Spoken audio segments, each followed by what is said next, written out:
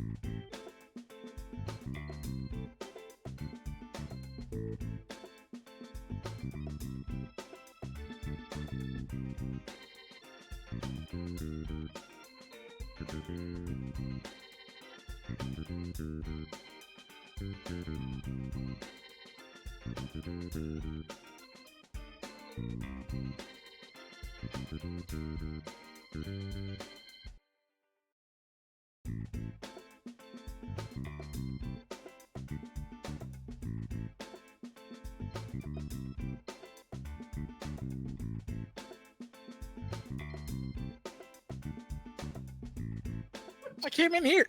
Oh, he sounds so sad. Slightly not ready. We're good now.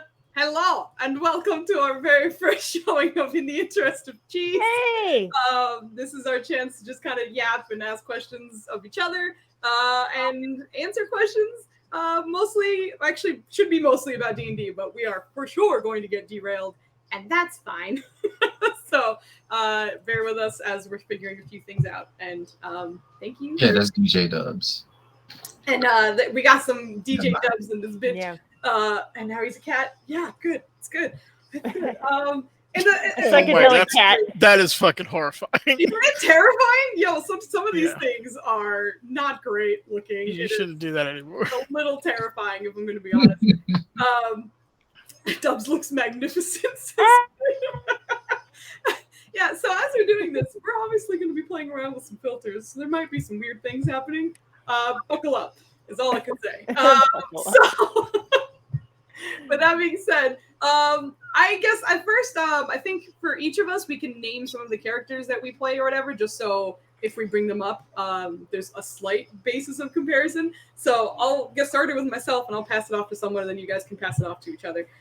So as a Foos, I am a DM half the time, and the other half the time, I'm usually Revia Rayblade, which is a name I came up with in high school, and I feel like you can tell. So,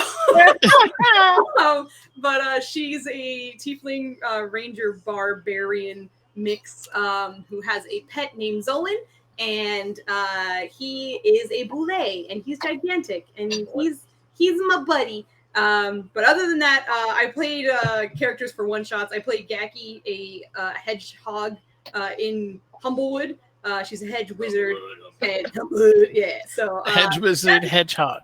Hedge wizard, hedgehog, baby. Double on the hedge. But I think that's it. I DM difficult terrain, by the way, and I'm a player in Legacy and Humblewood. So with that, I'm gonna toss it to my girl Voggly. If you'd like to introduce your characters and hey, play. So in no particular order, I guess in the Humblewood campaign, I play a raptor named Garua, and she's a ranger and has no manners, and that's challenging. And in difficult terrain, I play a bronze dragonborn named Nirja Zaran, and she's a fighter and kind of a captain. I also I Foos, I don't know if you're gonna allow this or not, but I'm also pretty proud of it. I also was part of Maya Papaya's campaign.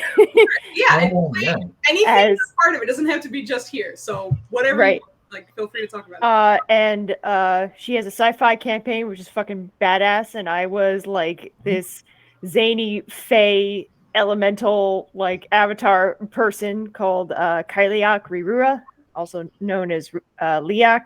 Nobody could pronounce her name, and she was Mossy Poppins. Yeah, Mossy Poppins was her nickname, and she was batshit crazy. And so what else do I play? That has to be one of my favorite vocal characters ever. It's batshit. Yeah, it's so easy for me to play a fae character because I can just allow the creative to just the creative capital C to play. Anyway, so moving on. I apologize for this. Moving on, I would like to introduce. Well, since I was talking about Maya Papaya, go ahead. Oh, Yeah. hello there. I'm Yeah. fine. I actually play a crap ton of characters. I've just realized. In Ninner's campaign, the Legacy campaign, I actually play Variola Stark, who also goes by Euphemi, who also goes by Sheer, because she's a changeling, you see, and she has many, many forms, and most people don't remember any of them except for the one she tends to stick with, which is right behind me. Yeah. She's a druid, and she is just kind of all over the place personality-wise, very curious, mischievous, chaotic, but at the same time, she does have a heart of gold, and she will sacrifice nearly anything to help her companions survive, even turning into a demon half the time. So That was great. I mean, yeah. So keep it up. I also play Irene Kaikala. She's in Foozca's campaign, Difficult Terrain. I've actually played her from the jump in this campaign. Not from the very beginning when it very started, because I was a late joiner. But I've pretty much ran her ever since. I have not played any other characters, strangely. Yeah, that's Maybe true. just played them all in Ninner's campaign. Yeah, that is absolutely true. I think that's enough. Like switched, but Irene has been there. Oh, speaking of Ninner's campaign, Alpha Bar 4 is a Warforged from another plane, another campaign, another setting. Yeah, and I also made a cleric for his kill team thing, which he never runs anymore. But I do have to do that at some point. Cleric, man. Just a little bit of shade in there. No, she's right. Hit me. It was funny. It was funny. It was very fun. We only got to play it once, but I have an, I guess, fallen Osimar cleric, Perry Osimar. I don't know, because she's half Pathfinder based, and I think she follows the god. What's the one that's kind of dualistic? Ninners? I'm forgetting name. Nephis? Huh? Is it Nephis? I think so. It starts Yeah, with an he's got, N. like, I little can't remember. personalities and everything. He's I think in the, it's like, Nephis. arcane and like got a lot of stuff going on. Dips into the destructive and the creative parts of it. I'm looking it up now. Give me a sec. Yeah. But she is a lot of fun. And according to a certain goblin that is also in that campaign, her grandmother's a whore. So. Oh. Listen, hold on. Yes. Here we go. But Try to listen, walk that back, please. Try to walk that back. Ho. She didn't say whore. She didn't hard R that one. She said ho. Nephis. Nephis is what it is. But Listen, yeah, that's true. I forgot to mention I did play a goblin monk in the kill team. Her name was Susan. And she and the two people she met, she diagnosed one with psoriasis and told the other that her grandma was a hoe. And Well done. that's how that went. Anyway, Maya, continue. You also reminded me of a character I forgot to play. Great. Oh, my God. Aside from those two, God, I think I just went through all those characters, right? That's all the characters? I think so, right? I think so, yeah. I do DM and playtest a campaign setting that I have been world building and putting together. I've been at it for several years, and yeah, that's a project that I've been keeping kind of close. Yeah, we're proud of you, Maya. But it has been a joy having Ninners there as well, and I'll let them talk about what they do. Ninner's the goat right here. Yeah. Goat. It's two goats, same family. It's kind of crazy. you got a bunch of goats in my family.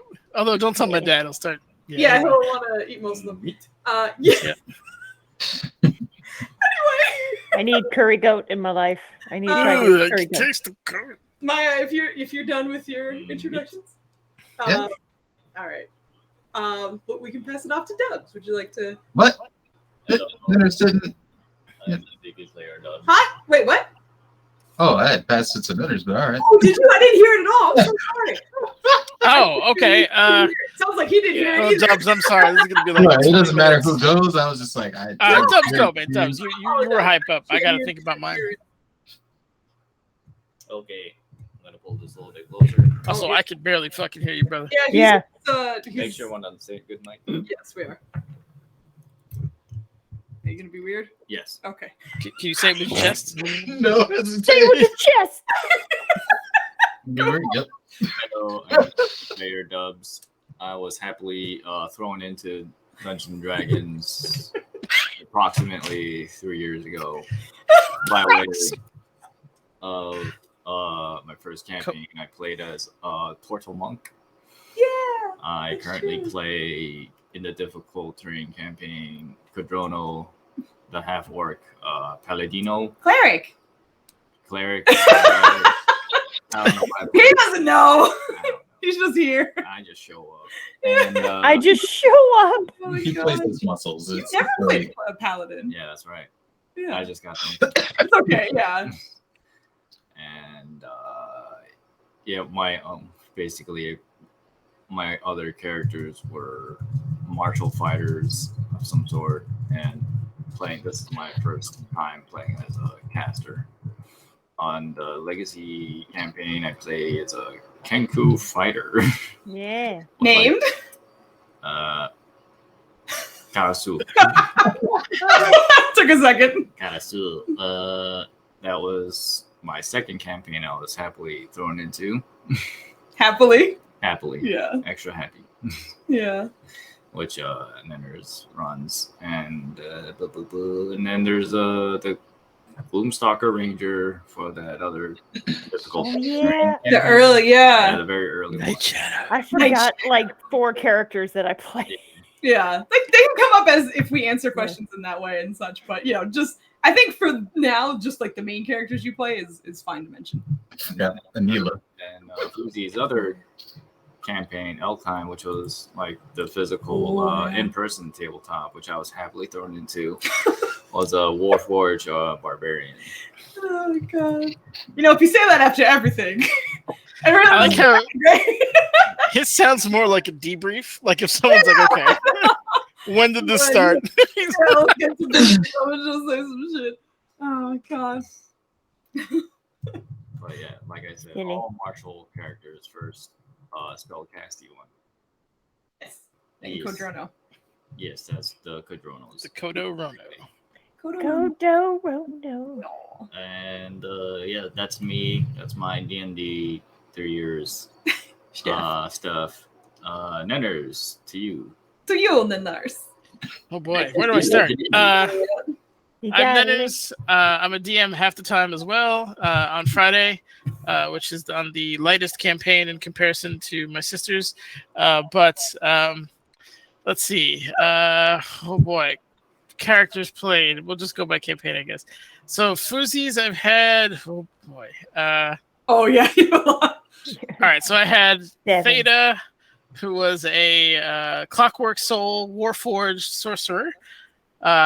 Really fun, and Foos gave me an awesome item that let me use meta magic and other people's spells. That was so much fun. I really enjoyed playing the shit out of him. He was great, but he was too dumb, unfortunately, for the party. Because as Dubs splits for that, he usually plays marshals. No, everyone was playing like some kind of either martial or non-int adjacent class. Oh. So I was like, all right, man, I'll be the int guy. So my second character was Beta. He was a Warforged artificer. It was really cool. I enjoyed the hell out of him. He had his little pet Prado, who was probably more useful than he was in that campaign. But I was very excited to play that. Sadly, I had to stop playing him. Well, I had to, but decided to. And then went with Valen, my current wizard, who's super fun to play. And then let's see, I had. We're not counting like the one shots, right? I'm You guessing. don't have to. If you Okay. think you'll talk about them, then All right. Well, don't I played a bard for Foozie's 2-shot. Oh, Cocodrillo. Oh yeah. He was fun. He was an ice cream cone bard of valor. Let's see what else. I think I'm missing. Oh, Brug. I played Brug for like 4 episodes, and I can't wait to play him again. Kind of that Warhammer Orc Warlock. He was great. 7 decks. Let's go. Oh God, yeah. He Kind of was forgot great. about that, to be honest. He was honestly one of the more fun characters to play because he's just there's a simplicity, like a brutish simplicity to him, which is enjoyable. In Elkheim, I played Scavies, Skaven Rogue, who was definitely up there too. I love playing the shit out of him, and I miss him dearly. Who's never gave me Black Razor, and I'll never forgive her. But well, there's that. I think that's it for Foozie's campaigns. I've also made like 15 other side characters in case any of them died. So You're a goblin. Humblewood. Humblewood. Yeah, I play Igwe, the Peace Domain Turtle Cleric, which if any of you know me, this is probably just people in my room, but it's one of the hardest characters for me to play.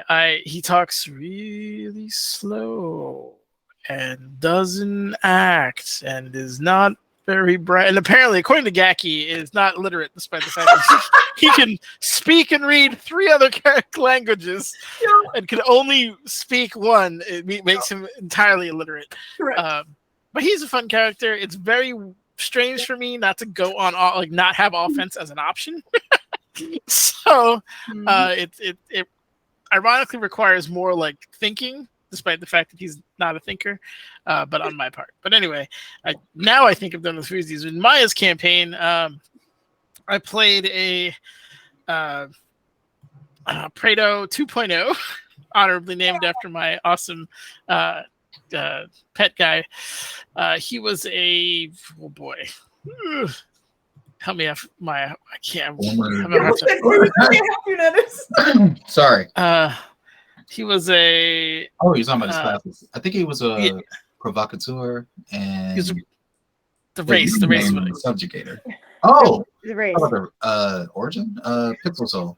That's what it was. Yeah. So he's basically a robot. I started off as a CC guy. We had a little bit of a attendance swap and ended up the tank.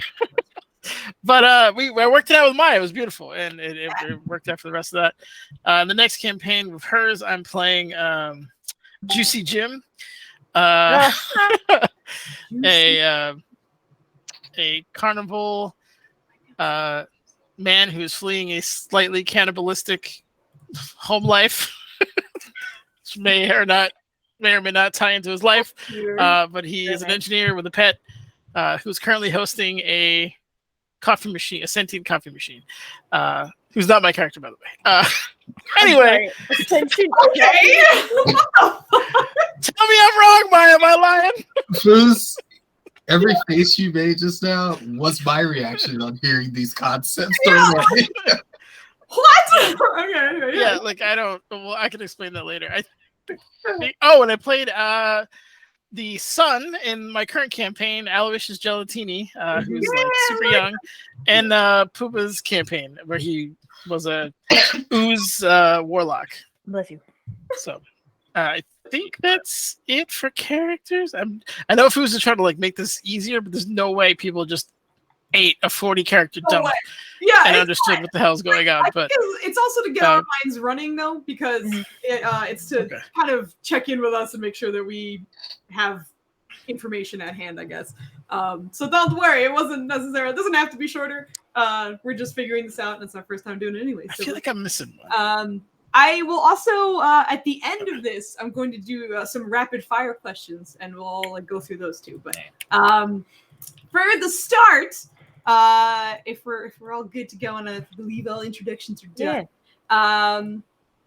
So I guess I'm gonna have this. I'll just go randomly in order because on the interest of cheese, we're in a certain order at the moment of the streaming. So in general, at the moment, I'm gonna start with Vogley, and then we'll work backwards. So Vogley, Nenners, Maya, Dubs, and then me.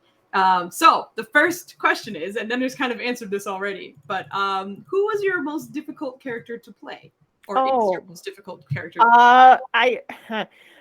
That's hard for me to say because I have spent more time with certain characters, and I guess as I play along, it definitely is organic and changes. So, but right now, I think Nirja may be the most difficult one to play because she is a soldier, and because like I had an original concept for her, and because I had to fight the soldier persona with this very, very unformed idea of her being like a warm and kind and compassionate person, like that fought me in my mind a lot. So that's kind of tough for me to do.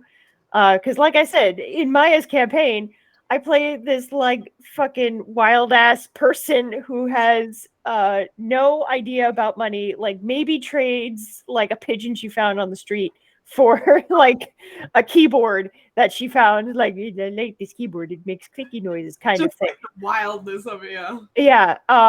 And or Huank, which I completely forgot about, which was earlier in difficult terrain as well. Huank is an Aarakocra barbarian, and he is extremely stupid, and it's not his fault.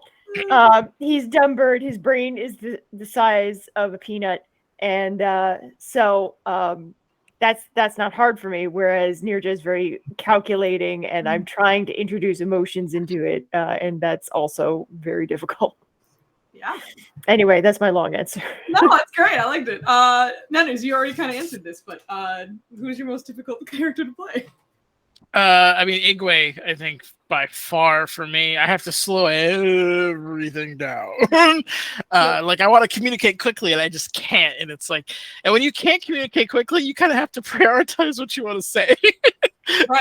Because it's going to take you like 3 times as long to say one thing. But on top of that, just again, from a tactical, I'm a huge fan of like strategy games. Unlike my sister, I have not ever left RTSs or 4X strategy games. You know, it's true. So being in that particular situation, it's like not having offense is so weird. Mm-hmm. You know, it's like I want to immediately get in and start cracking heads, do all this kind of stuff. Can't do it. But I really love the Peace Domain class is so cool. I as a support class, I really quite enjoy it. I think it's one of the most well-rounded domains, in my humble opinion. But anyway, yeah, that's it. Long answer, short. There you go. No problem. Maya, who's your most difficult character to play? I'm gonna say my most difficult character is Afra in Niners' Legacy campaign, and it wasn't even for like a normal reason. Like technically, how I built her, I should have enjoyed her a lot. But I never rolled well on anything she was supposed to be good at. Oh no! I was just like, yeah, I'm gonna make this expert rogue and thief and infiltrator. She's like really good at failing everything I roll. So, the only thing she was good at was stealth in the end, and I was just like, I don't know what to do. This character fails every damn roll. Oh my god! Fair point. It was so difficult after a while. I'm just like, yo, this is kind of miserable. I can't. I'm trying to be a rogue. It's not working, man. I was in the low rollers club for everything except stealth. It was weird. Yo, you were such a good sport about it, though. But yeah, she had a really bad average. The worst was like when they were trying to like be subtle in that fucking store. And she's like trying to pretend that she's shopping and winds up holding a book upside down. And then just like everything. And then you had Rolos there, like not only highlighting her failures, but making them worse with his rolls. It was just like, oh. Of course, Rolos would do that. Yeah, poor Maya. It was not good. That's such a hilarious reason to have trouble with the character, right? It's like, character was fine. I just rolled like garbage. Yeah, it's weird when you make a character and you have like a concept with them, and then the rolls just like destroy your concept. Yeah. Over and over. Oh, I'm really good at, I guess I'm not good at this. I've never rolled past the 3 on this side. I don't know why I have this skill. I'm sorry.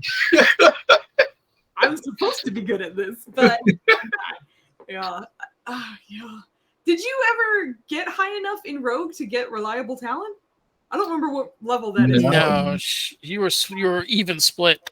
Yeah, So you would have to stop leveling in Warlock to get it eventually. just go. Yeah. that was a mistake on my part. I I should have like. seen that.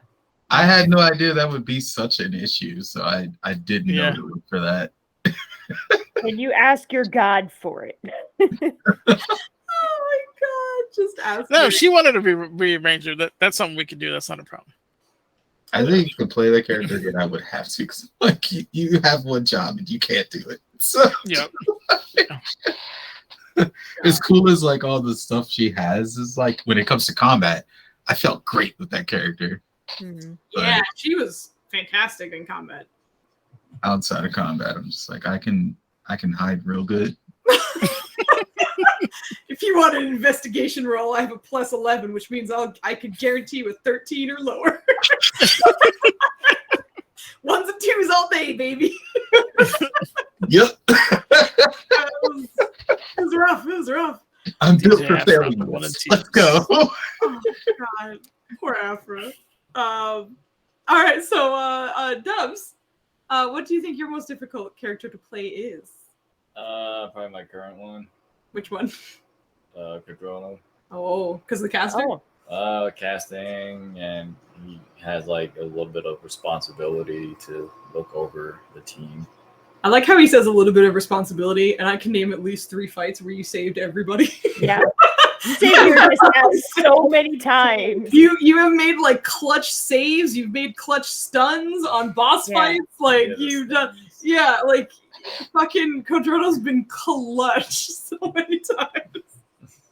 Oh man! So I mean, with your responsibility, you're doing well. So good job. Yeah, and I guess my other characters are kind of like built for like almost like minimal interaction. Right, for the yeah. So Mhm.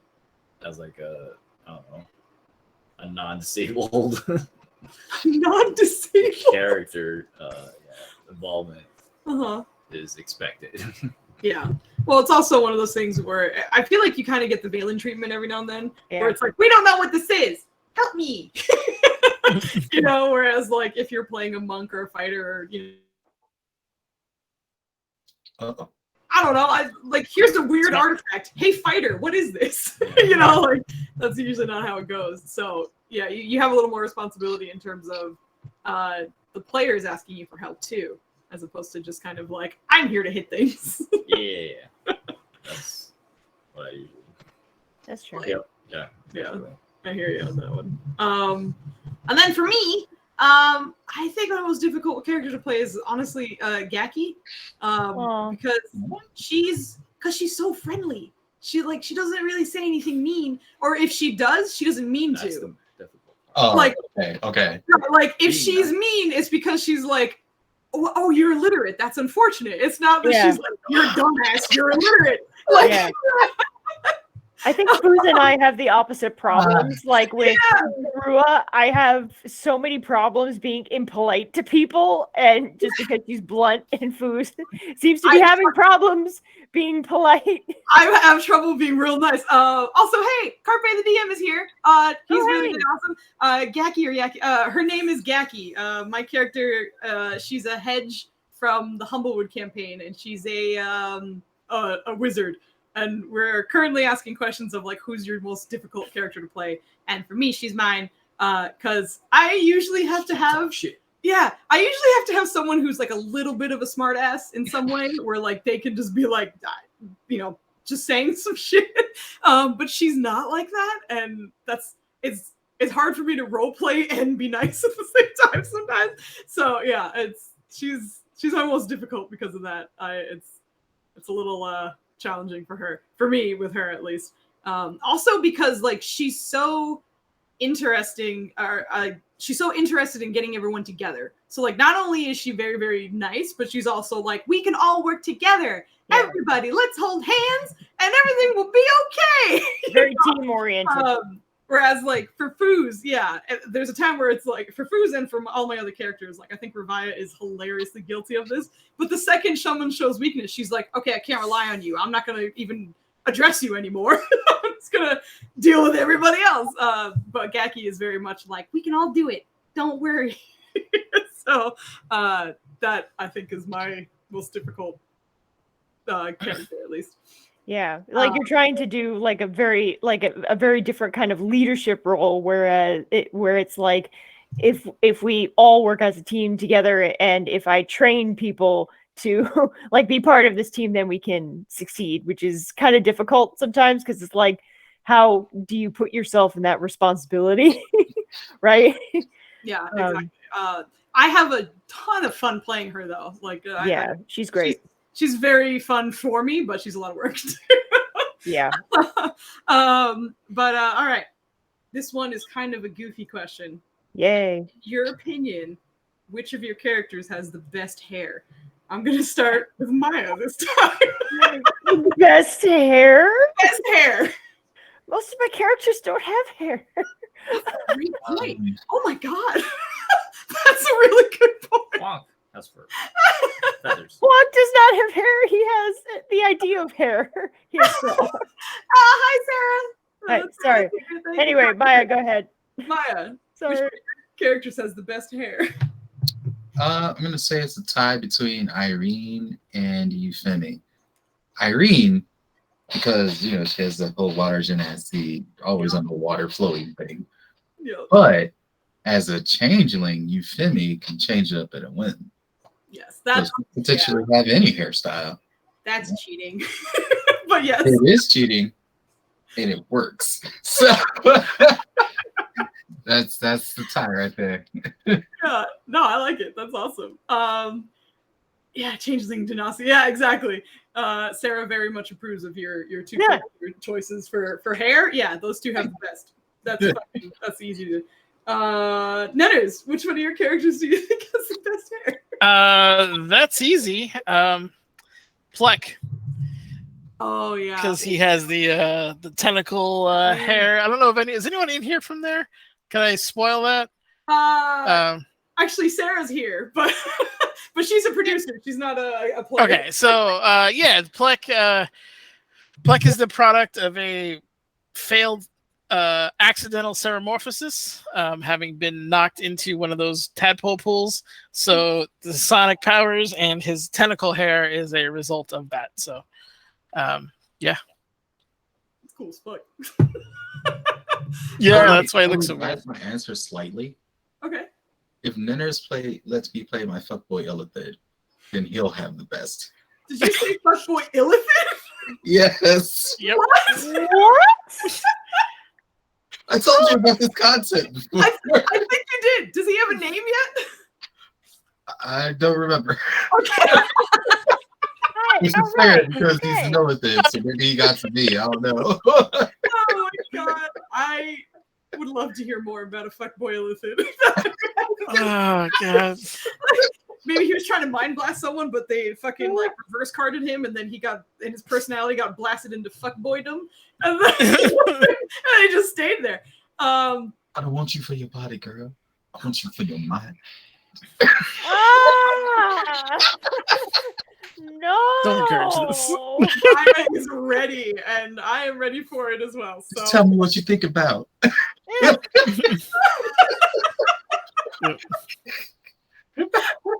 Oh god, I must say I will need a name for the fuckboy Illithid that you eventually do come up with. Like that guy needs a name at some point. But I'll move on to Vogly. Although you brought up a great point. I don't know if any of your characters. I know one character of yours who has hair. But which of your characters? Yeah. Okay. So let's just go in order of creation, I guess. There's Ivy. She definitely has hair. She's Yuanti warlock, and then Brophy definitely has hair. He was my halfling bard, who was in difficult terrain, but is just that was before we started recording. He's dead. He's dead. I mean, spoiler alert. So then. So I think those are the two characters that I have that have hair.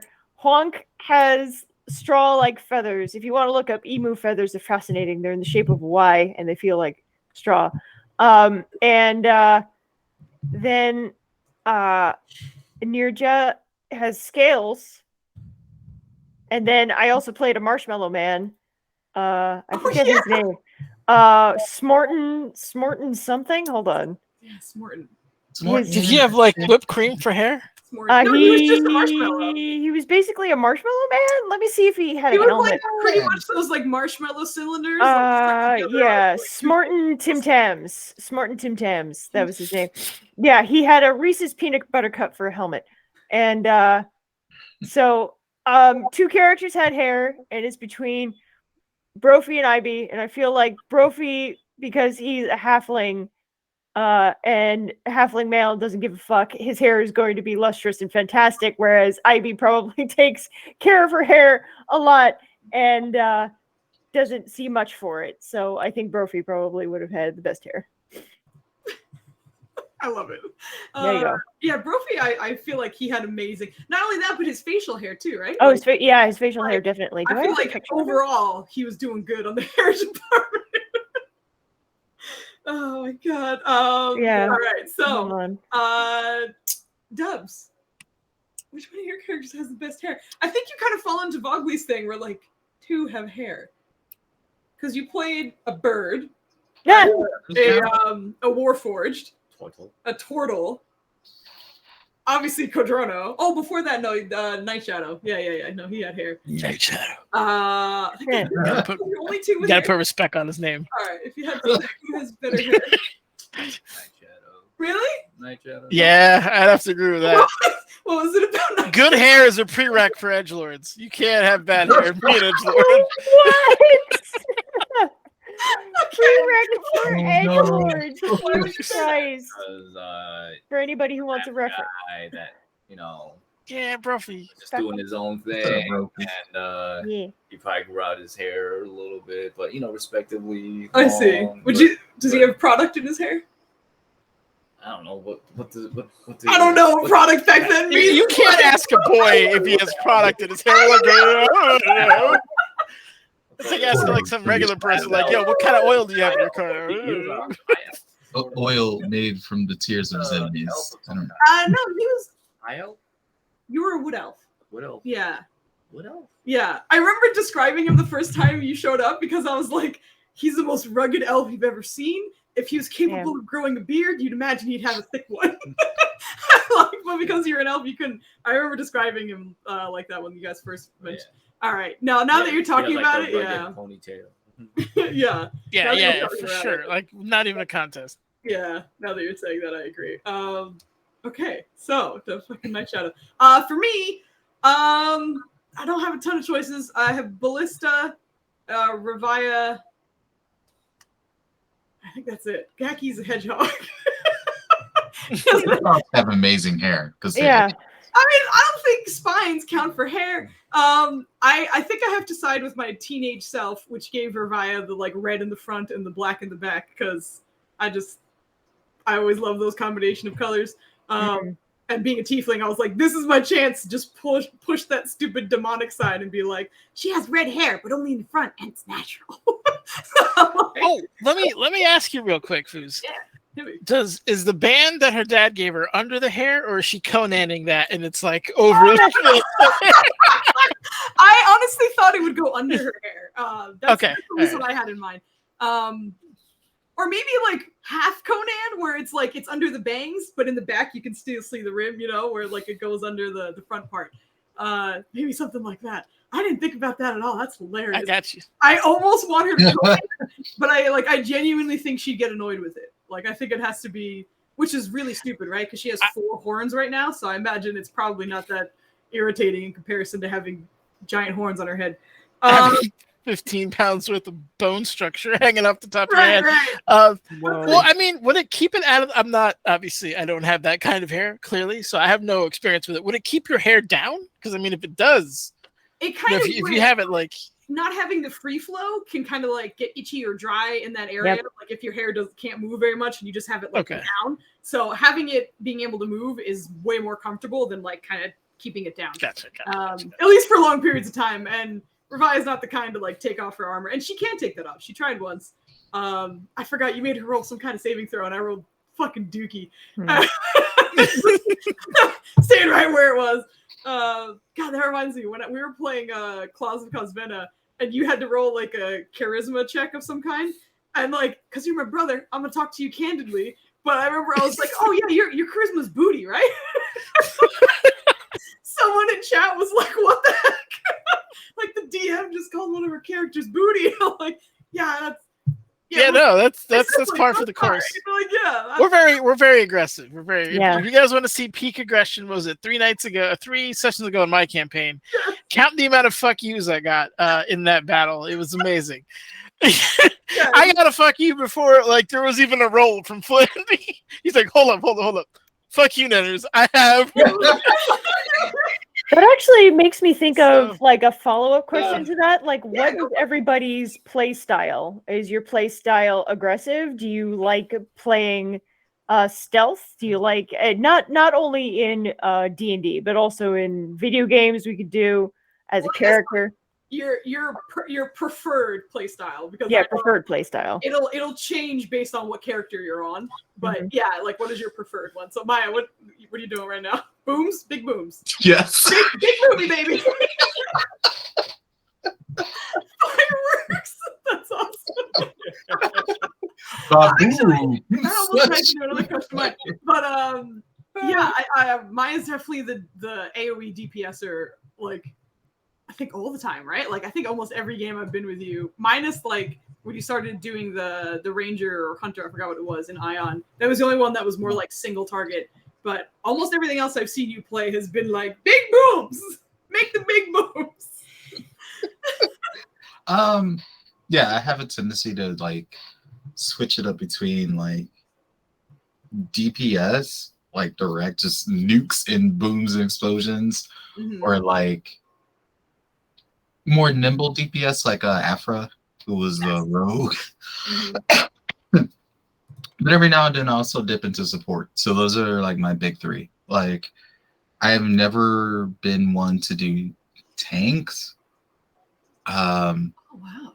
I tend to get bored when I'm tanking. No, like now I don't know why it never clicked with me. That's true. I've never seen you as a tank. I mean, I did play a tank briefly in Ion. It's just I was so bored. Yeah.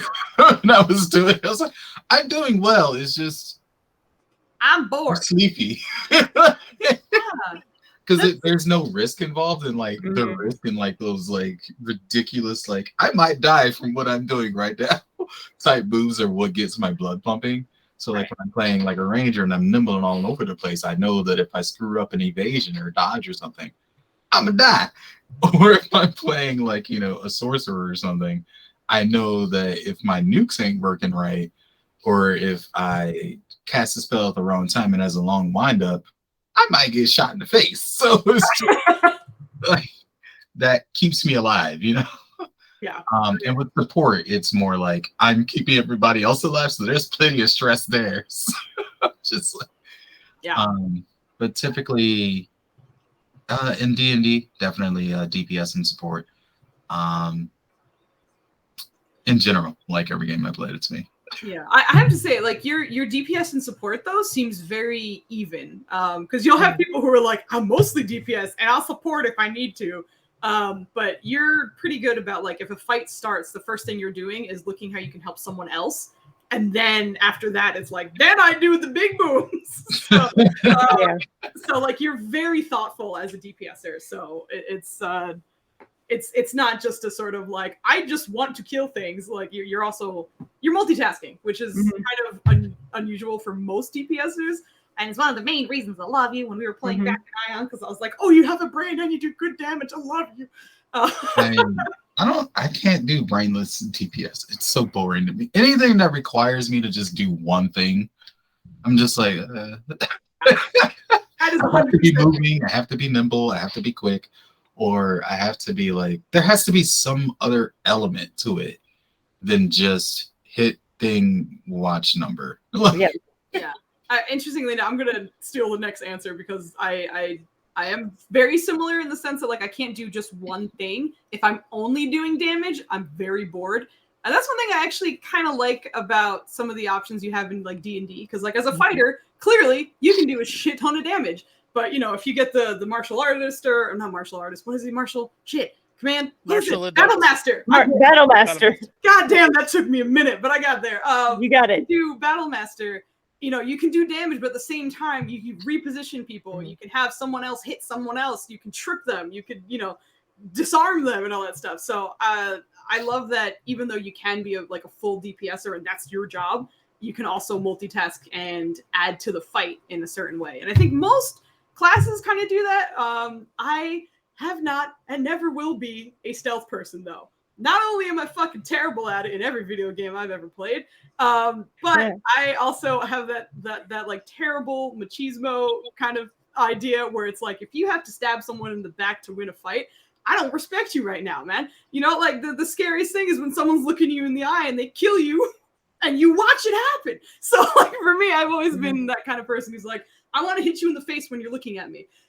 So I've never been a rogue person. I don't think I'll ever be that sort of like stealthy, like I got you when no one was looking. Ha-ha! And like runs away. That's also why like all my DPSers are very much like a look at me while I hit you kind of DPS if I do that. But you know who's sending you to hell. Right, exactly. Like I'm not gonna sneak up on you because we need to fight fair. That's part of the reason I love playing Cosvena as an enemy or like a BBEG, because she is she is that like I love fighting, so I want to fight you fair because the best thing in the world to me is a good fight. And if you're not ready, that's not a good fight. You know, like let's show our strength. Let's show how good we can be when we're both ready. That's part of the reason I love fighting or playing as her, because she's not there to like, you know, cheap shot you or anything like that. But yeah, piggybacking off of that, you know who's sending you to hell. Yeah, exactly. That's me. Well, that's 100% me. I think the most important thing about DPS that people often overlook is that DPS is support because you are effectively debuffing hit points. Yeah. You're debuffing hit points. That is your job. Deleting an enemy is CC. Deleting an enemy. If you kill them fast enough, I did a good job. It's very efficient crowd control in that there is no crowd anymore. The way you started that sentence, I thought you were coming up with something real, and then the more it went on, I was like, "Oh, here it comes! Here comes the bullshit." She's setting it up. She's setting it up. I'll pass it off to Dubs though. What is your usual kind of like play style? Like, what is your preferred play style? Before it was damage, but then I started leaning towards support. Never had the opportunity to play tank. Also, Cadrona did tank a few times. Yeah, Cadrona's a literal everything though. He did. He's very well rounded. A bunch of things. Yeah. He tanks, he heals, he DPSs, he CCs. Yeah. He's all over the place. Yeah. Yeah. Cadrona's very dynamic like that. He is. But I think But what is your preference though? And like in Happy Dub's world, if it was like probably damage. Yeah. I never touched tanking except through Cadrona. So yeah, probably damage. Okay. Some kind of damage. Some kind of dipus. Yeah. It's fair. Nobody can say max damage like you. Right. Can we get a sound for that real quick? Can we get a max damage? Can we have those as like text tones, please? And also have my That needs to be on the soundboard. So every time he sends me a text, max damage. Max damage. What if I spam you and your phone's like max damage? I would love that. Honestly, that would make me so happy. That's amazing. That's a DJ name, DJ Max Damage. Oh no, I like it. DJ Max Yes. Damage can be taken. But it's written in like that 80s like font that's like block with like the color wave going through Yeah, it. I love it. Let's do it. Microcosmic God was saying damage can be tanking. If it is dead, it cannot hurt your friends. Yeah, exactly. That's a good offense. Yeah, Exactly. Absolutely. I agree. That's amazing. Oh, Oh, yeah. So that is, what is your preferred play style? Damage. All right, so younger Nenners was caster all day long. Like I love casters. Maya, it saddens me a little bit that our younger selves never got to play because I was also Captain Glass Cannon back in the day. I've seemingly matured out of that, sadly. Matured? But Whoa. That sounds like an insult. Whoa! You just want to be old and safe. Yeah, get the hell out of here. Whoa! Whoa! What's with all these shits? All right, we can discuss this in full gloves off later. But anyway, honestly, I like pretty much any playstyle that allows me to be creative. Like champion fighter to me is like shoot me in the face. I think that you're gonna get a lot of shade D&D right now. Battle Master fighter should be baseline fighter in my opinion. And I'm not a huge fan of all the concentration spells in D&D right now. I feel like it limits my like creativity from. Again, I get it. The spells in D&D are very powerful, and maybe if you tone those down a little bit, you can mix and match a little bit more. That's really why I favor sorcerers over wizards, because they have that level of flexibility. The wizard can create their own spells, obviously, that's huge. But anyway, anything gives me I like a tank if they can tank properly. Again, like that's why I'm playing Plek.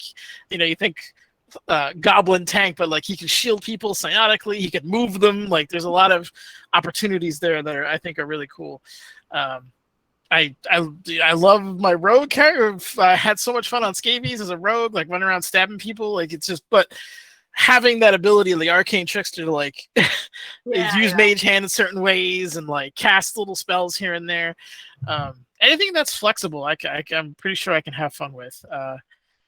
I just need as long as it could take creative input or have more than one. Like I don't like single faceted characters, like where it's just like I can only do this and this is the only thing I can do.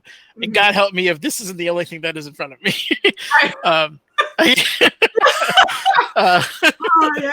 So I like those kind of characters I can't, but D&D, I hope at some point you get a cool grapple system, because anyone who's ever played Black Desert Online, the Berserker as a grapple tank is one of the most fun things I've ever had. And I think the idea of like grabbing people and launching them, or just literally like grappling people off. I mean, obviously it's more humanoid based, and if you fight slimes or dragons and stuff, you're not grappling anything. But I think from like a campaign.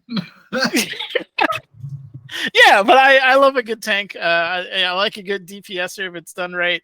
I think rogues are so much fun if played properly. I think it'd be so clutch too if you have like, if you can position a rogue where it needs to be. Oh my goodness, they can do all kinds of amazing things. And if the rolls are with them, that's the other thing too. If you're nailing those pickpockets and those stealths and climbing out of a window when you're being lectured, there's a lot of room for like comedy and also like advancing the party goals. They can get into places no one else can get. I don't know. I love them all. Just give me a well-rounded class or something I can play with, and I think I'll have a good time. The rogues are with you when you're a rogue, Niners. Oh, I won't play paladins though, or like super zealous characters. I mean, I could. I'm a huge Warhammer fan, so it'd just be like, for the Emperor, and just start fucking smiting everybody. But it's just not my style most of the time. Yeah. I hear you. That's actually part of the reason I give Lynn so much props in the Claws of Cosvina. Yeah. Every single time that character just spouting some like religious. I love it. It's great. I think it's so hard for me, but I think, that is just awesome. I've never played a paladin either. Me? I mean, I guess there's a way to do it without seeming like a jerk, but I guess because I have paladin plans, but I don't know if I'll ever. Well, when I'm sure I will, but I don't know when to play it. But yeah, I have warmed to it some. I tried it with Clay before recent events, changed things. Oh yeah, but it has never held my interest for long. I know I'm wrong. So I wouldn't say you're wrong. First off, I think it's what what flavor you see your fighter in. Yeah. So, and then you have a very finite amount of dice too. So it's like I think for you guys, you only get 4, I think, for a bit. It's like not until higher level that you could really like press it. Now, granted, it also depends, I think, on how often you're having combat and how nice your GM is in terms of giving you short rests. Yeah. If you can get short rests after every fight, you're golden. you can do some really cool stuff. Fucking that shit. But I just want to come up on the one you said. Sorry, Nutters. I'll let you continue in a bit. But Microcosmic God, he plays in the Sunday campaign on Dispel Logic. If I remember correctly. Yep. Sorry, I have to set that up so I can shout you out properly. But he played a fighter who died heroically, but came back as a paladin, which was actually a homebrew that their DM created, and I thought it was really cool. oh god, what are the paladin paths called? They're not paths. Oaths. Oath. Thank you. Oath of the Crucible. So he's all about kind of like fixing and making things with his hands and stuff. And I was like, that's pretty cool. So I just wanted to shout out your stuff on the Dispel Logic thing, because I really like what you guys did with that character. That was really cool. And I was biased because when I first met Clay, I don't know, he was kind of like the chill Southern accent character of the group, and I thought he was so entertaining to listen to. Yeah. So like, it was so much fun to watch. And then you died, and then you came back, so that was good. So welcome back. I don't know what that says about you as a person, Foos. I know. No. Why are you recently attaching yourselves to the person that died? Hold on. Hold on. Died. Nenners So, can back me up on this, but every single time I choose a favorite character, they die. So when it comes down to it, I probably killed your character. And I apologize because you became a favorite and then you died. Really? Yeah. That's the thing with me. Anyway, Bogley, I wanted to go to you because you asked this question, but I don't think we got to hear your answer. Thank you. I am definitely the novice of the group. I have not played as many video games as everybody here, and even when my parents gifted me an N64 when I was a baby, I had no idea what it was or what to do with it. So I'm definitely the novice of the group, and I take kind of the Viking approach to fighting, which is whatever works and gets you to win. And I'm also kind of willing to try everything. Like, all of my characters have been kind of different. I do struggle with the spellcasters a little bit, but I liked Brophy because he was support. Borfy. I liked how he was able to support people, and that gave me an opportunity to figure out like what Maya was saying, which is all the different things I could do on the battlefield for other people and set things up. And that was very much a challenge for me.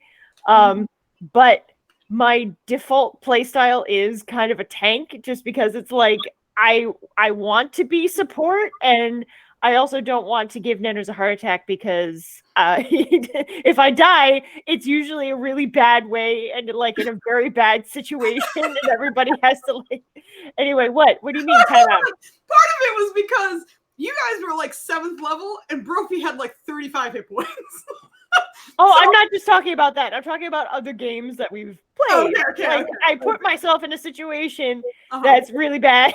I see. And Nenners has to get me out of it. Or Foos. Sounds like a Humblewood conversation. I don't know. Yeah. That's just the history continuing. That's all. Yeah, exactly. It definitely is. So whenever I play Honk, Nenners is like, I don't have to worry. Yeah. Like, I feel a little bad because I know with Honk you didn't feel as like fulfilled as like a role player, or what was going on in combat, I think, as well. Yeah. But like, you did so much good on that character because you were like, I'm gonna run up to this thing and do crazy damage. And yeah, on paper that does seem kind of simple because you're like, I'm just gonna run up and hit that thing. But doing damage, like, even though there was the joke of like, if you kill the thing fast enough, you're very helpful because I'm not taking damage anymore. It's true though. Like, if you do that, that's very, very helpful. So you are really good at that though. I have to say, like, whenever you have a character that's like, I run up and I hit the thing. Yeah. Yeah, exactly. I guess it is like the Norwegian berserker Viking part of my family lineage. Run up to thing, hit it, get tunnel vision, and angry. Why won't you die? It's awesome, and I love it. It was great. By the way, Foos, when are we getting the Brug Honk spinoff? Yeah, we need that. Oh my god! On the 7 Seas. I'm genuinely thinking of making that. Can we please? I would love that. So I just want to say hi to Anne. Hello, Anne, thank you for being here. Hello. Who are you? Thank you. Anne's from Girls Run These Worlds. She's an absolute fucking sweetheart. But she's amazing. She helps out with the community so goddamn much. And she's so supportive of everybody. So thank you for being here. The nice thing about like this chat is like I feel like I can stop and say hi to people. Whereas like when we're role playing, sometimes I'm like, I'm just gonna type. I'm sorry, we're busy. Yeah. Like, thank you guys for being here. We're just having a good chat. So we're asking questions about D&D campaigns that we're in and just kind of overall stuff. Playstyles. Yeah, if you ever have questions you want to ask us, you feel free to drop one in chat. And like about any of our characters or the group, or just sort of situations that have come up. It's kind of fun to go back to these moments every now and then. Okay, so I'll move on to the next question if we're all good. I don't know if you wanted to add more, Bogley. Yeah, just to add one last thing. This is why Nirja is such a challenge for me, because Nirja is a battle master, so she's very strategy heavy, and I appreciate Netters' flowchart to help me out. My favorite things are flowcharts. I mean, like, I was definitely struggling with a few fights, especially the fight in the dungeon in the Foos. What is it called? The fighting ring dungeon in difficult terrain. You didn't really get a name for that. We did it, but I'm just trying to figure out like how to address that. So but basically, the local thieves guild ish was called the Sidewinders. So you kind of were in like an underground Sidewinder thing, but it wasn't just them, and you know that. But you don't have a name for it, but. That's, I think, the best you could call it. Right. So I definitely was struggling with that fight just because I'm not really great with battle strategy. So I really appreciate Nenner's giving me that flowchart, and also Foos as a DM giving me the support that I needed to try, because I want to play this character because it's something new. I've never tried it before. Let's throw everything we have at it. And I was like, just a little bit of gushy for a moment. Nenners is so fucking incredible at like helping support people get what they want. Yeah. If you have a character where you're like, yo, I want to be fucking Ariel from The Little Mermaid, but like Zeus at the same time, he will come up with like your race, your class for you, your subclass, and if it doesn't exist, he'll make it for you. And like you're incredible at tailoring that stuff for whatever people are looking for. So, and in general, just being really, really helpful. Like even making her the flowchart. And Bogley, I want to shout you out as well, because you are amazing at like learning and kind of growing from situations. Because you keep saying that you're just a challenge for you, but holy shit, if you see how you were initially and how you're playing now, what a fucking difference. Like, and you're still learning as you go. So I have to shout out both of you, because you know, Bogley, your attitude is incredible, and you keep growing. And as you said, you're the novice in a lot of ways, but I think in a lot of ways it doesn't show. So like you're doing awesome, and thank you as always for being here. We love you very much. Love you. But Anne asked us a question, and I'll let anybody answer this. Nenners, you jerk. She said, have y'all ever had feelings on the stream legit? Who was responsible for tears at the table? Oh shit. Well, actually, Foos and Vogel. What did I do? What did you say? Oh shit. All right, Maya, you gotta. Yeah, you gotta. You can't just. Nah, then just holding up a finger. You got something to say. No, I'm pointing at Foos in the thing. Oh, yeah. I'm above you. Yeah. On my screen, she's over here. So, well, Foos, when you killed Brophy, you know, listen, that really tugged at our heartstrings. You know, no, wrong and, that. Because it happened between rounds. There was nothing anyone could do. And the frustration, the fact that like there were so many like feels on that thing. First off, he was honestly like from a moral perspective, the best of us, right? Mm-hmm. Yeah. He was like the innocent, kind of happy-go-lucky, you know, you're having a down day, here's a drink, rather hard one, enjoy. Like it wasn't the necromancer who died, right? He was like already well acquainted with death, right? Like they would have been sad. Be like, you know, if anyone was ready to die, it'd be him, right? Like, hey, I know this you know, and it's not like she didn't try. I think I got KO'd mad times that fight, but you know, and anyone else clearly it would be sad too. But I think that it was Brophy that died in the way that he did. It shifted the whole party, right? Like their whole how they act now is a result of that death. Yeah. Can you talk a little bit about Valen's change, actually, Nenners? In direct result of that, yeah. All right. So for those who don't know, Valen was a necromancer with very severe coping issues. So basically, his backstory more or less is that he was you know, orphaned at a young age due to he's physically, he has a disability. His leg his left leg isn't as strong as his right, to the point where like it's a detriment. He's also like very skinny and not as strong as, I mean, skinny for a gift, if that just puts it into perspective for you. But he was abandoned because of that, because they're very Spartan in their kind of society. So I think him even just being orphaned was a gift rather than being like killed or used as bait for something. But he made some friends at his orphanage, and they had a bunch of adventures. But basically, long story short, they were coming back from one, and the town was under siege by a bunch of gnolls and stuff. And he basically watched his friends died trying to like defend his orphanage, and had scrolls of animate dead, and was like, all right, I'm not ready to like cast this, but I need help. I need my friends back, and was able to raise them both and help them fight, and obviously was able to like push people back, but was essentially exiled because of that. So he's been on the run for, not the run, but just rummaging or roaming the lands for forever, trying to, I think Valen's biggest issue, ironically, is ego, because he feels that he can change things if he just works hard enough. And that was his core character flaw, and still really is. But he's kind of working his way through it. But he carried his dead friends around with the idea of if he gets good enough at necromancy, he could eventually raise them, right? Oh, so you have a second body bag of holding, huh? No, well, he buried them after you died.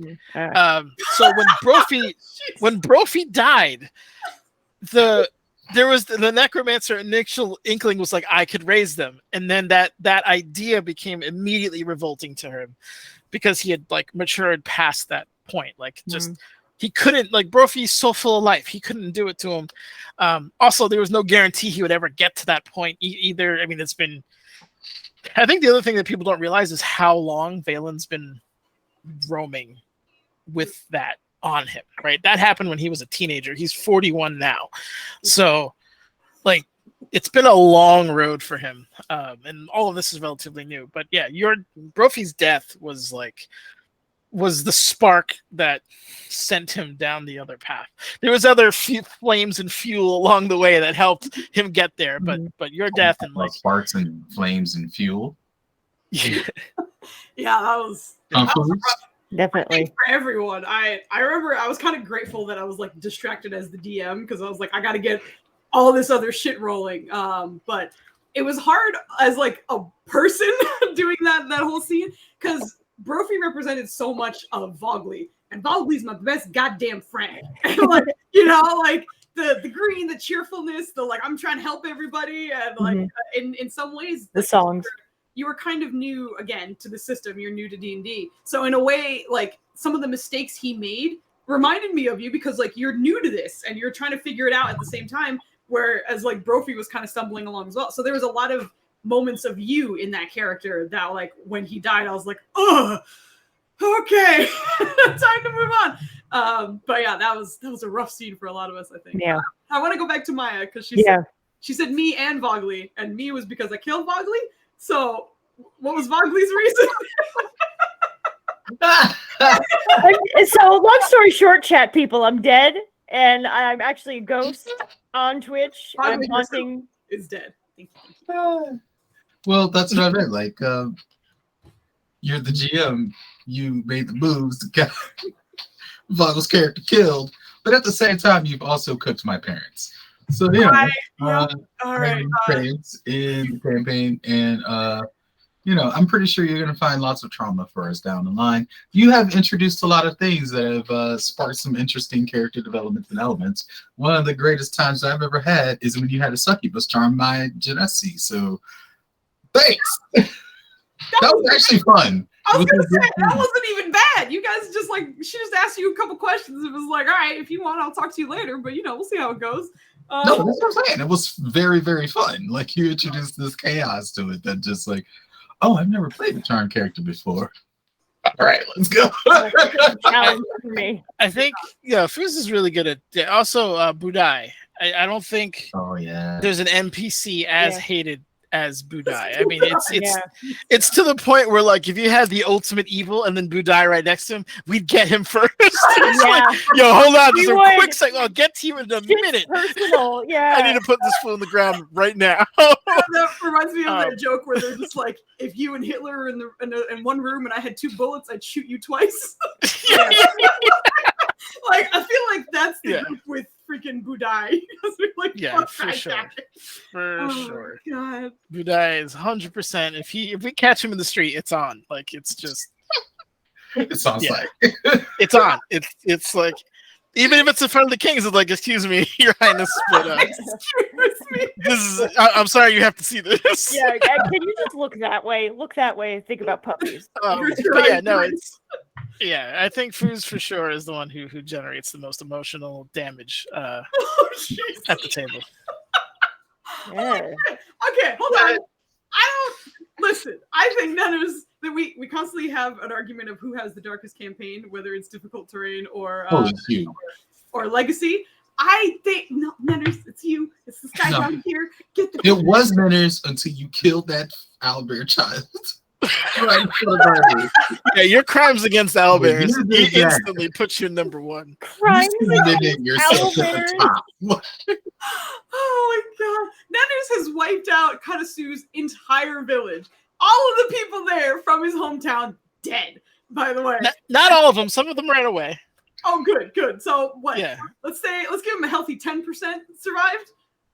I mean, yeah, I was thinking more like 15, but yeah, 10 You works. killed 90% of a town. I've never murdered a whole town. But you did punt a baby. You punted a baby. Well, didn't you All you murder a whole town? Well, the Malorites murdered a God whole damn it, the crimes town. against the owl bears is getting me called out in chat. All right, look. So what happened was, they were in like a real bad underground ring of beds. That's what we were talking about before. You didn't try to Um, Hold on. Backtrack real quick. Like anytime I try and start this sentence, Yeah. it sounds terrible because I was like, yo, look, their buddy got captured by some slavers. Okay, hold on. But they were down there to go catch him, right? Like get their friend back who wasn't owlbear, by the way. But they found out that there was like a fighting pit ring of other animals, and they basically found where all the other animals were kind of like jailed.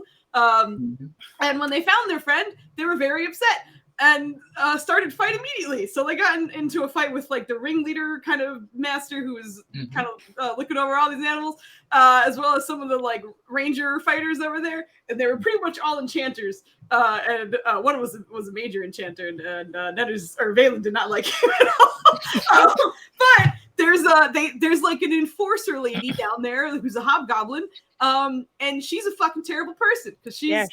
She's just a fucking awful person. So they didn't get to meet her in character before this fight. So in the middle of the fight, she comes like stomping over, and she basically had Irene cornered, who's a sorceress. So there's this big ass fucking hobgoblin with a 2-handed sword who does crazy damage, who like cornered the sorceress. And knowing that she wanted to get away, this horrible hobgoblin wanted to send a message essentially. So Irene was protecting a little baby owlbear and was kind of like keeping him positioned behind her.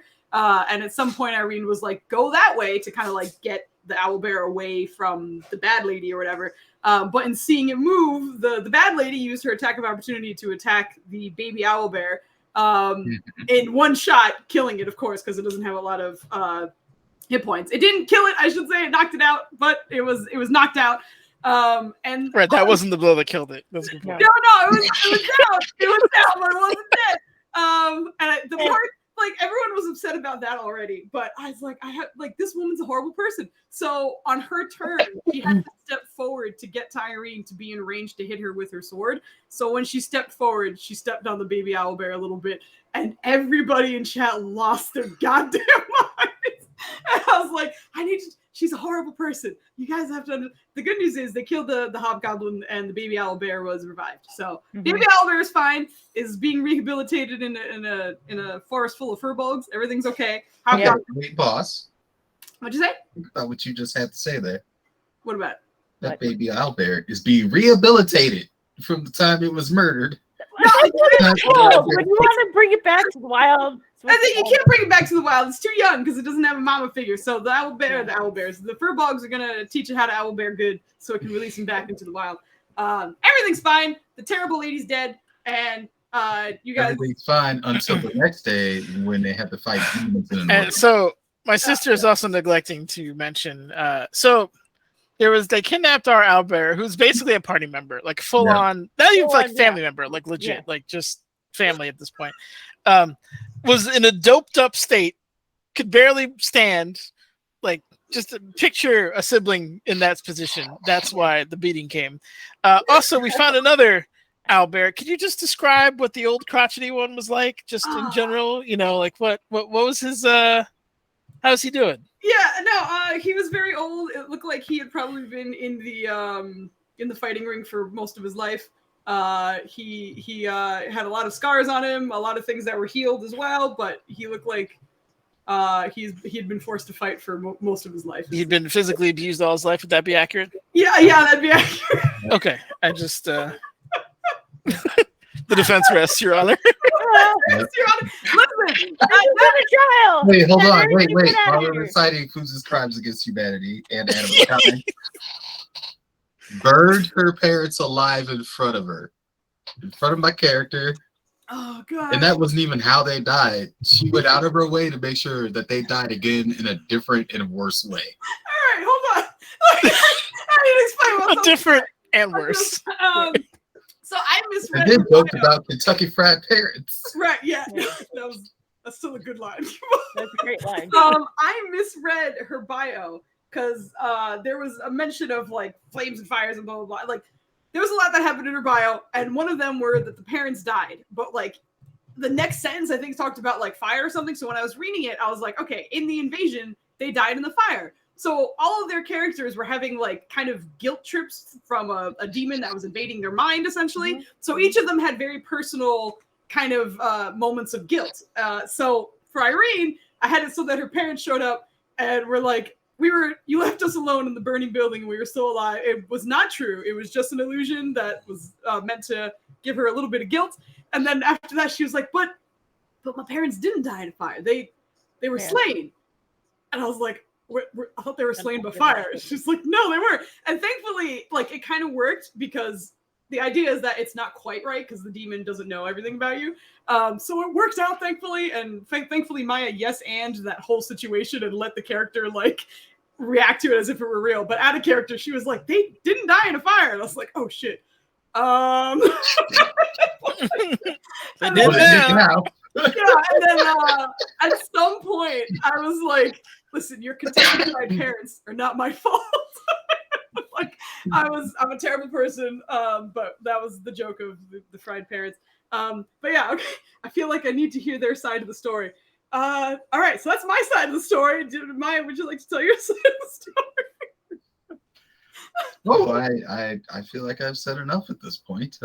Ninners has also contributed to Fooz's war crimes. We already know what she did to Brophy, Vogel's character. Turn into a let's dunk on Fooz's morality. Well, so wait, hold on. I got one more thing to dunk on Foos. You good? Right. No, just Ninners, hold on. So I just want to say, like, from this perspective as a DM, like how professional that was to basically have her friend, you know, play a character, you know, as her best friend and personality and whatnot, and then have the courage to like follow through with all of that and to like discuss with me how to do that. I would not have been able to go through that. So just professionally and in terms of lore, in terms of role play and things like that, as a DM, I'm really impressed with you, Foos, because I would not be able to do something like that. That's very difficult for me to do. So I think that's well done. Brophy scared. Brophy was the first character PC that died for me. So, yeah. Like, not only was he a very clear representation of you, but he was the first one that died. I was like, I was at least glad that it happened in a big, important fight, and it wasn't like he tripped and stare damage killed him. Yeah. You know? It actually meant something. It really meant something. how many times has Foos chewed on us in difficult terrain? Oh God. Look, I don't think that's very dark. Nenners I had a think- fucking elder brain You don't dragon. think that's dark? You don't think being swallowed by a demon that is made of hands is dark? You don't think that's dark? He wasn't made of hands.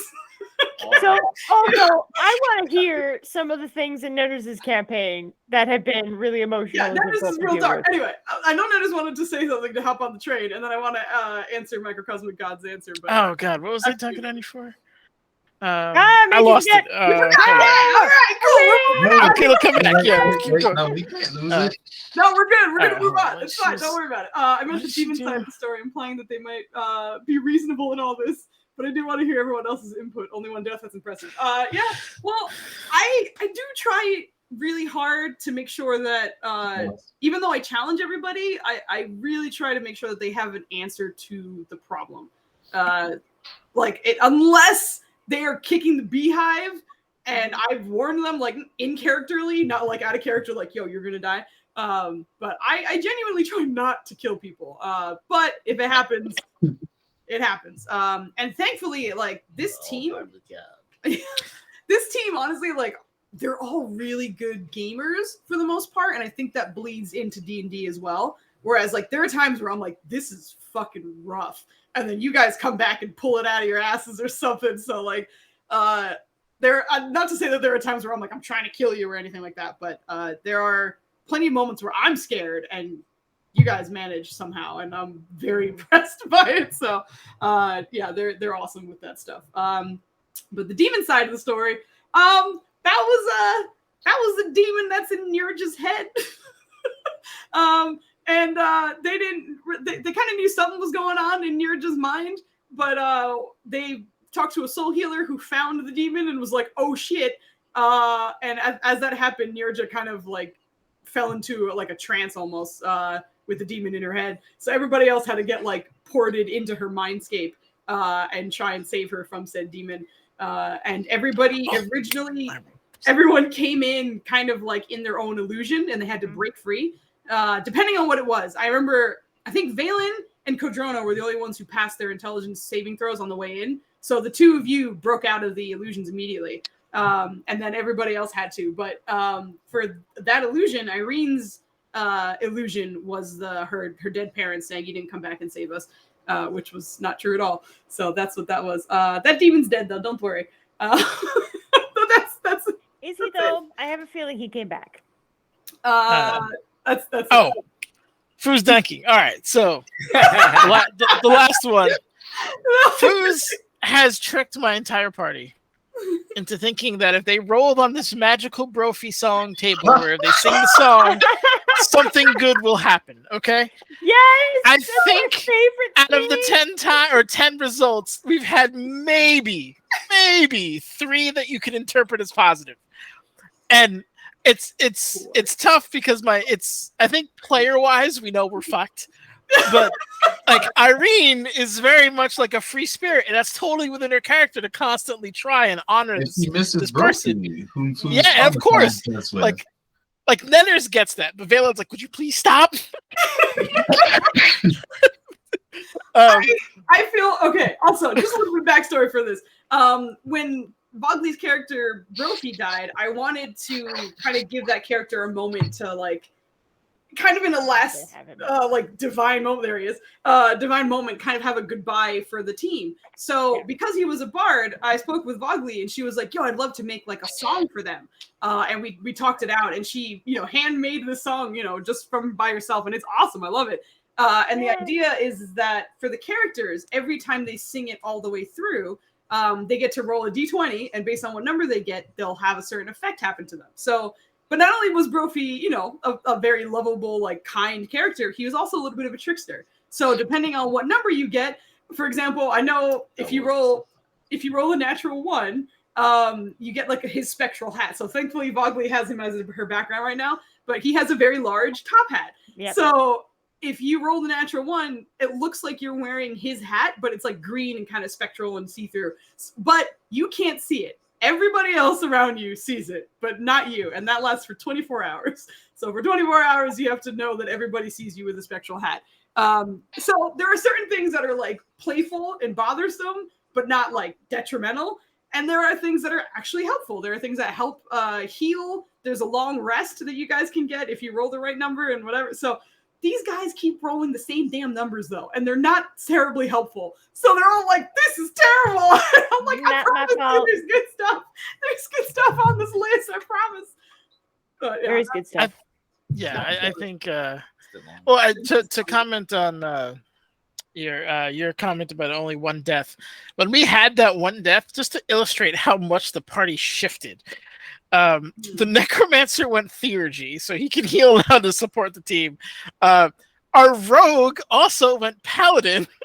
Yeah. So I honestly think Nerja and Irene are the only two people who can't heal on our team now. Mm-hmm. Yeah. We are very, very defensive. Yeah. I mean, even Irene has kind of shifted the way she like approaches combat, and her whole demeanor. We're way more conscious. Took up performing arts. Yeah. That's a fair point. Yeah. So she's also doing a shit ton of positioning too. Like she's constantly like moving herself or other people around. Like, it is like the whole group has pretty much become very supportive because they're like, we are never having anyone die again. Fuck that. That's garbage. We all went very, very defensive. So we probably could have had a couple of deaths already if we weren't so defensive. Yeah.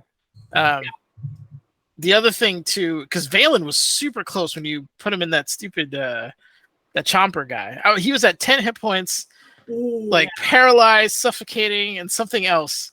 So he couldn't even save him. If it wasn't for Ryland, he was fucked. Like that was. All right, look, this is not going to help you in defending myself. But which thing were you swallowed by? I forgot. Oh, what did I say? You're goddamn gibbering horror thing, man. The arms are great. Can you do that again? I love the arms. No, because it did swallow you, but it was kind of more like it was absorbing you, so that was why my brain didn't connect it. Okay, no, you're right. Yeah, no, that was unpleasant. But that was like for sure. Like I'm dead if that didn't happen, and I'm pretty sure he got himself swallowed intentionally so he could help me. But because he dumped his whole lay on hands on you when you were both in there, and that actually saved your life for many reasons. You were down to like 14 hit points or something, and then next 10. It was 10. I remember it was 1-0. I was like, next round I'm dead. Oh god! And the thing is, if you're dead in that, it counted as like a gibbering horror. So like you cannot res that character if you die to it. So like that's one of the many moments where like as a DM I'm like, like I'm very scared. I know I made them this challenge, but it's still scary to see it happen. So but Ryland is such a dive in head first, save anybody kind of situation. And honestly, like of everybody else, like of that scenario, like not even because Valen and Ryland are so close, but like he was the only person who could have saved you at that moment. Because like the positioning and everything else of everyone else and their capability, like as fucking goofy as it sounded, that was probably like the only surefire way he could have saved Valen. And I remember even when he was in there, he had to roll a perception check to find you. Because you can't see each other in there. So, like, not only did he purposefully get swallowed, but then he had to roll to even see if he could try to save you. And thankfully, he passed. It was some dire shit. Yeah, that was really scary. You guys did really well, though. Fucking scary. Anyway, we got into tangents, which is fun. I love this shit. This is great. But I'm going to move on to one more question. And then if anyone wants to ask us any other questions after that, but then we'll rapid fire and we'll wrap up our very first In the Interest of Cheese. So let's see. Oh, I have a bunch of questions here. I want to choose just one though. Okay. This one's kind of a light question, I think, just like an overall, like in terms of players and like characters that you might build. But what is a character alignment that you have not played yet and you want to play? I will start with myself. Nanners, why did you grin immediately? Jeez. I'll start with myself. I want to play a chaotic neutral character, but I don't want them to be one of those like I'm self-serving. This is just for me, but like I'm just trying to do my goals essentially.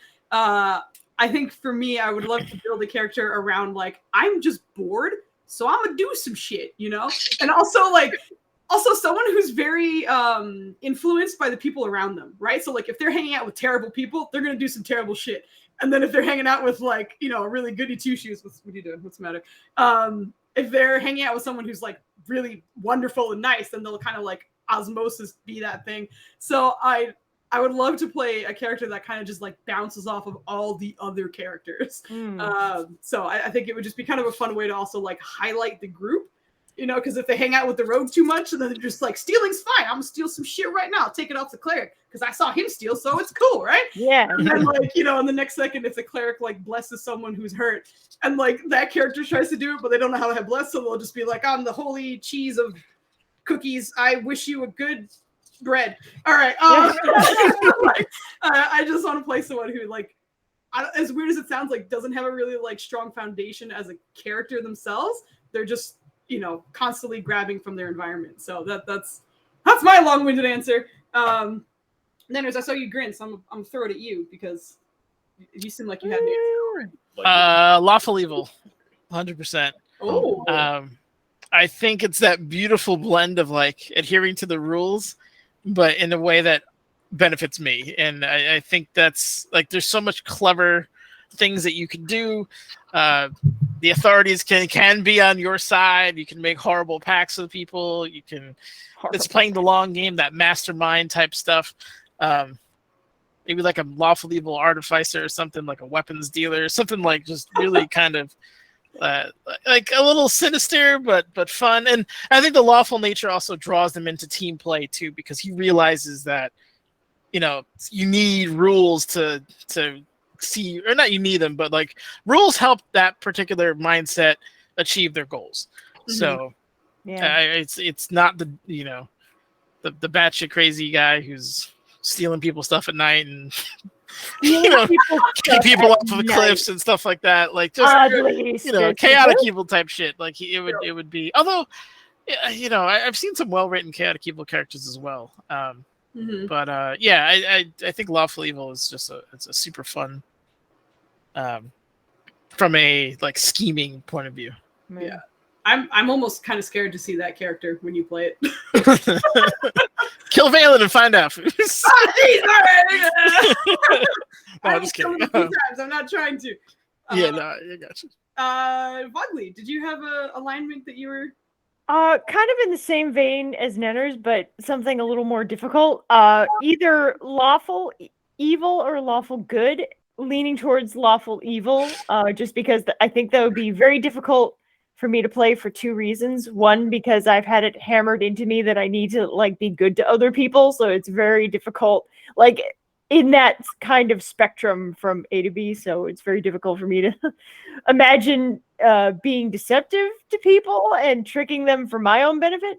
And then on top of that, the lawful part, because I'm not great at remembering what a lot of the rules are unless they've been like right. Like I would have to have a chart or something like that.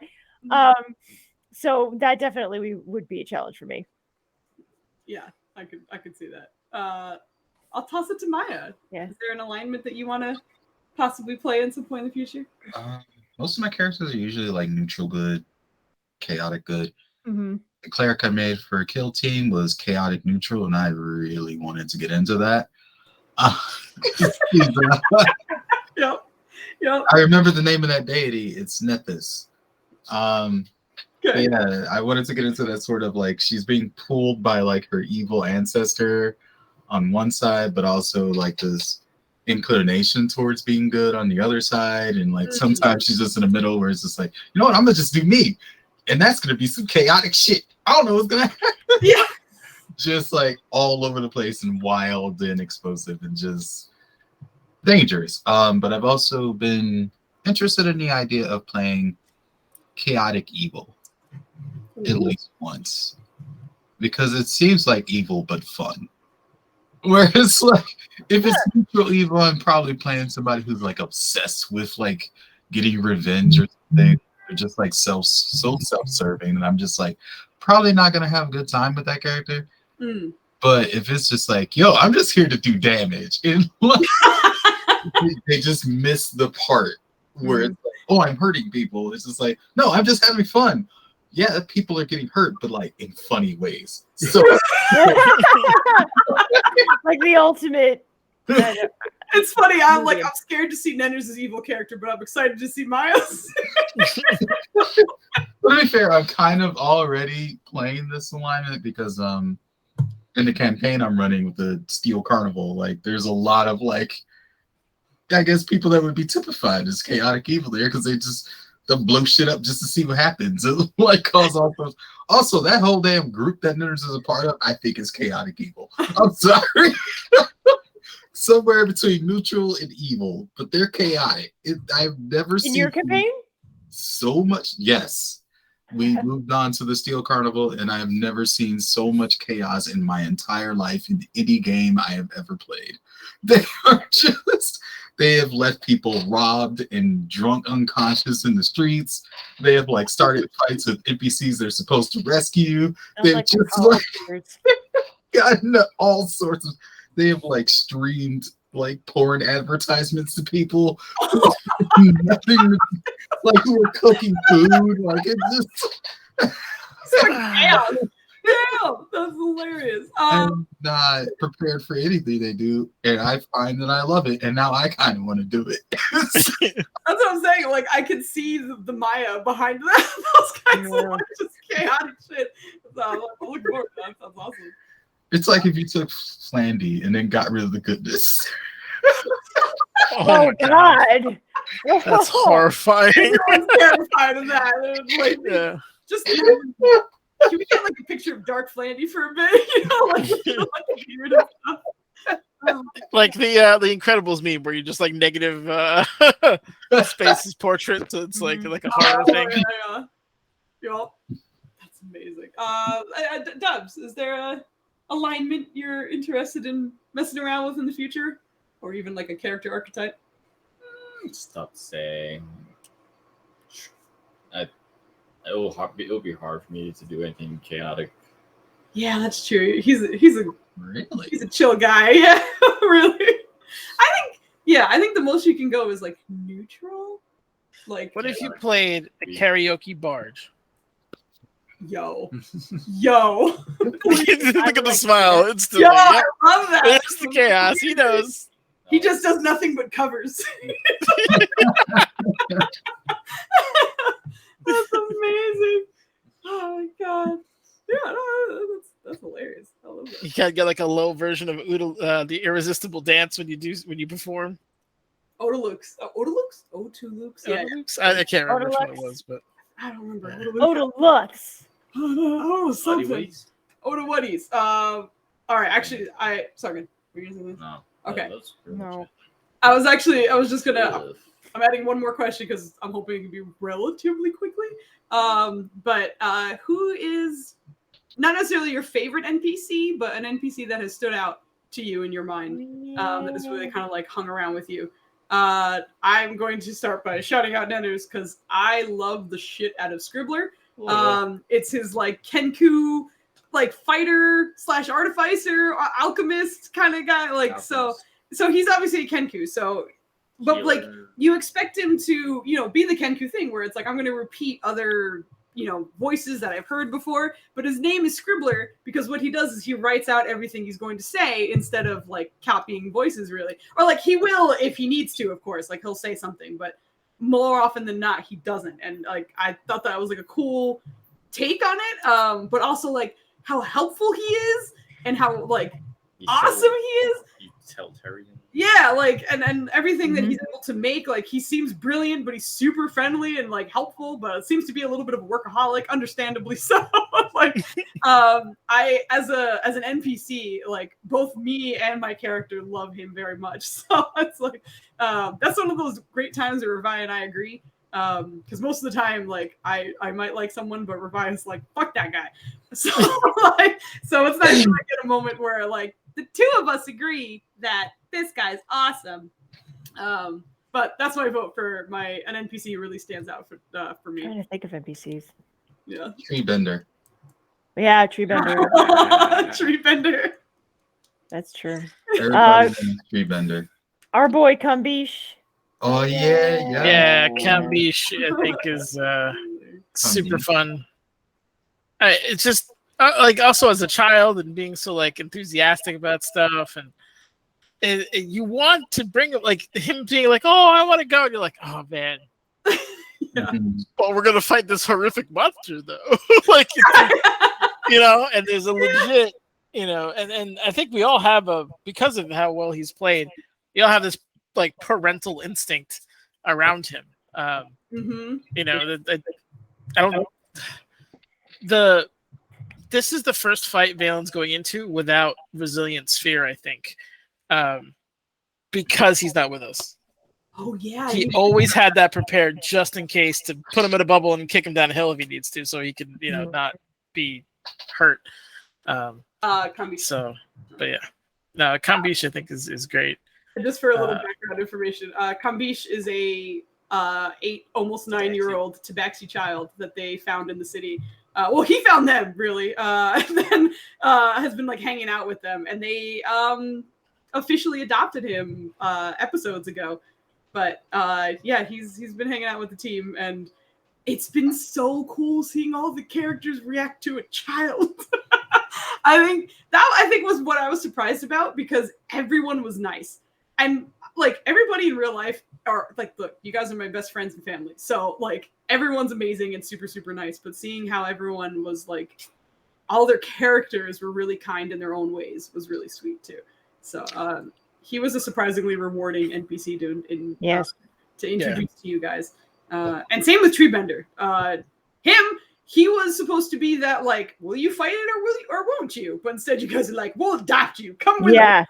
Yeah. Yeah. And then we asked him too, though. We're like, "Hey, do you want to go? We could, you know, bring you somewhere naturey." Yeah. And he's like, "No, I want to stay with you." We're like, "Done." Don't even need to ask. Yeah. Exactly. Yeah. I also want to shout out D'Artagnan and Harvey. Yeah. Oh, Harvey. Yes. Harvey makes a scene wherever he goes, and I love it. See, he's that kind of chaos I like. Harvey is Can you give us a quick rundown of Harvey? Okay, so Harvey the half-herd is kind of a play on stuff. He's half-herd because he's deaf, or partially deaf, because he's a mad alchemist, essentially. But he's an old one. So he's got all kinds of like blast scars on him, and obviously one of the detonations probably definitely blew out one of his eardrums. But because of that, he overcompensates with like a ridiculous amount of vocal volume. He's also at that tender, lovely old age where he doesn't take shit from anyone anymore, right? Like you cannot tell him anything, right? No one knows about if he has a spouse or not, but no one's ever seen it. So he has no one on his level to bring him back down. So, but he has a set of skills that are like very useful. But they had a couple of encounters with him. Like one time he was defending his homeland, you know, his home village and his shop, and they're trying to get him to safety. He's like, "Fuck you, I'll fight." You know, like, this is my fight, outsider. What are you doing? And of course, I immediately roll a 1 and the bomb like lands on him. But no, he's super fun. He's belligerent. I think is probably the best way to describe him for the most part. But he's a fun one. And then D'Artagnan is the head wizard of House Gelatini in Waterdeep in my campaign. And he's just a fun guy, I think, overall. Kind of inquisitive. Definitely has a strong chaotic side, but has to rein it in due to his position, which got kind of explained more recently. But I think he's a proponent of the team. Like he always wants to see you guys do well and wants to like help you and stuff like that. But we'll also kind of call you out every now and then, like you start bringing horrors to my house all the time, or whatever the heck you guys are doing. But he's kind of been like the face of the Gelatinis to the group, and probably the most accessible for you guys. Yeah. God, the next one. You got a lot of good NPCs, man. I'm sorry. Yeah. Literally all of them. Also, hold on 1 second, Dennis. I just wanted to shout out this fucking comment that cracked me the fuck up. Reminds me of an NPC. This is Microcosmic God in chat. Of an NPC that we haven't seen in a while in one of my other games. An Ent named Keanu Trees. Oh my god. That's amazing. Keanu Trees. I'm down. He has to be a cherry blossom, right? Because Keanu is a Japanese word, isn't it? Keanu? It's Yeah, I think Keanu is Hawaiian and Japanese, from what I remember his background is, but I'm not sure. I don't. I found his name. Anyway, I could be wrong. that was incredible. but- I had to take a moment to Yeah, shout that out. 100%, 100%. That is amazing. Keanu trees, and I was dying. I was like, I have to do this. Yeah, those NPCs. The Nexels were fucking incredible. This goes to Flandy, who unfortunately is not here with us, but I really loved his take on the bandits in Humblewood. Yeah. Yeah. They were so self-serving. Like, it was hilarious to the point where, like, if one of their teammates died, they were like, nah, like, I'm out. And then even when we tied one to a giant fucking turtle, he was using every chance he could to try and run away. So, like, I love just, like, the squirreliness of them, and, like, because most of the time you run into bandits and, like, they're pretty forgettable, I feel, like, in most cases, not all, of course, but, you know, like, those were the first ones we ran into, and I think they were so memorable because of the way they acted and such. It was great. Yeah, I thought it was the name of Hawaiian origin. I thought so. I was like, I don't know if it's Japanese. I feel like it's Hawaiian, but I don't want to say shit because I don't know enough. I don't want to be wrong. So I'll be wrong for you. Don't worry. I'll be wrong all day. I want to shout out another person from Fooz's campaign. Another two. One because I feel like we know him so well, and the other one because I want to learn more about him. Kel Ren, I want to learn more about. I'm very curious to meet him more, and I thought he was a great character just in general. But I also love Jub Jub. Yeah, I fucking love Jub Jub just because he's very, very information based. And I'm like, that reminds me of like me as a child. And I understand that so much. And I love it. And Kevin is also great. Okay. Oh yeah, Kevin's awesome. Foos. He reminds me so much of all of the students that I had who had so much trouble with English and had 2 words to their name. I taught English as a foreign language in China for a couple of years, for those of you guys who don't know, and I had a very wide range of students who could and could not speak, and he reminded me of a lot of people who had trouble with it. So I'm honestly like, I'm very like honored to hear that, because I'm doing my best to try and mimic someone who doesn't speak the language, but I haven't really run into that for a while. So for him, it's like I'm just trying my best to think about how a person might try and communicate with like as few words as possible, and also, you know, one that's kind of a universal thing. And the really worked, thankfully, for that. Yeah. You got dropped in Russia. Just, Right, exactly. Yeah. Yes to everything. So shout out Papaya. Your adorable goddamn mushrooms. Yes, And you know the one I'm talking about. Those were hilarious. Yeah. I wanted so bad to break character with Prado and like throw down, but he's a robot, so it's like he can only do something. Like, let me go do my engineering shit. But I know that I wanted desperately to interact more, but just I'm literally playing an automaton, so I can only go so far. But that was super fun. I should probably explain the mushrooms. Yes, I want background information on some fucking mushroom. Hit me. So when they were exploring a forest in the first test campaign I was running for my setting, they stumbled upon these little sentient mushrooms who always had names that were just like nothing, something, you know, like something that always has something to do with what they're identified with. And then the moment they met the group, they named the group based on what they were doing. And since Vogel's character was asking a lot of questions, they just called her Questions, right?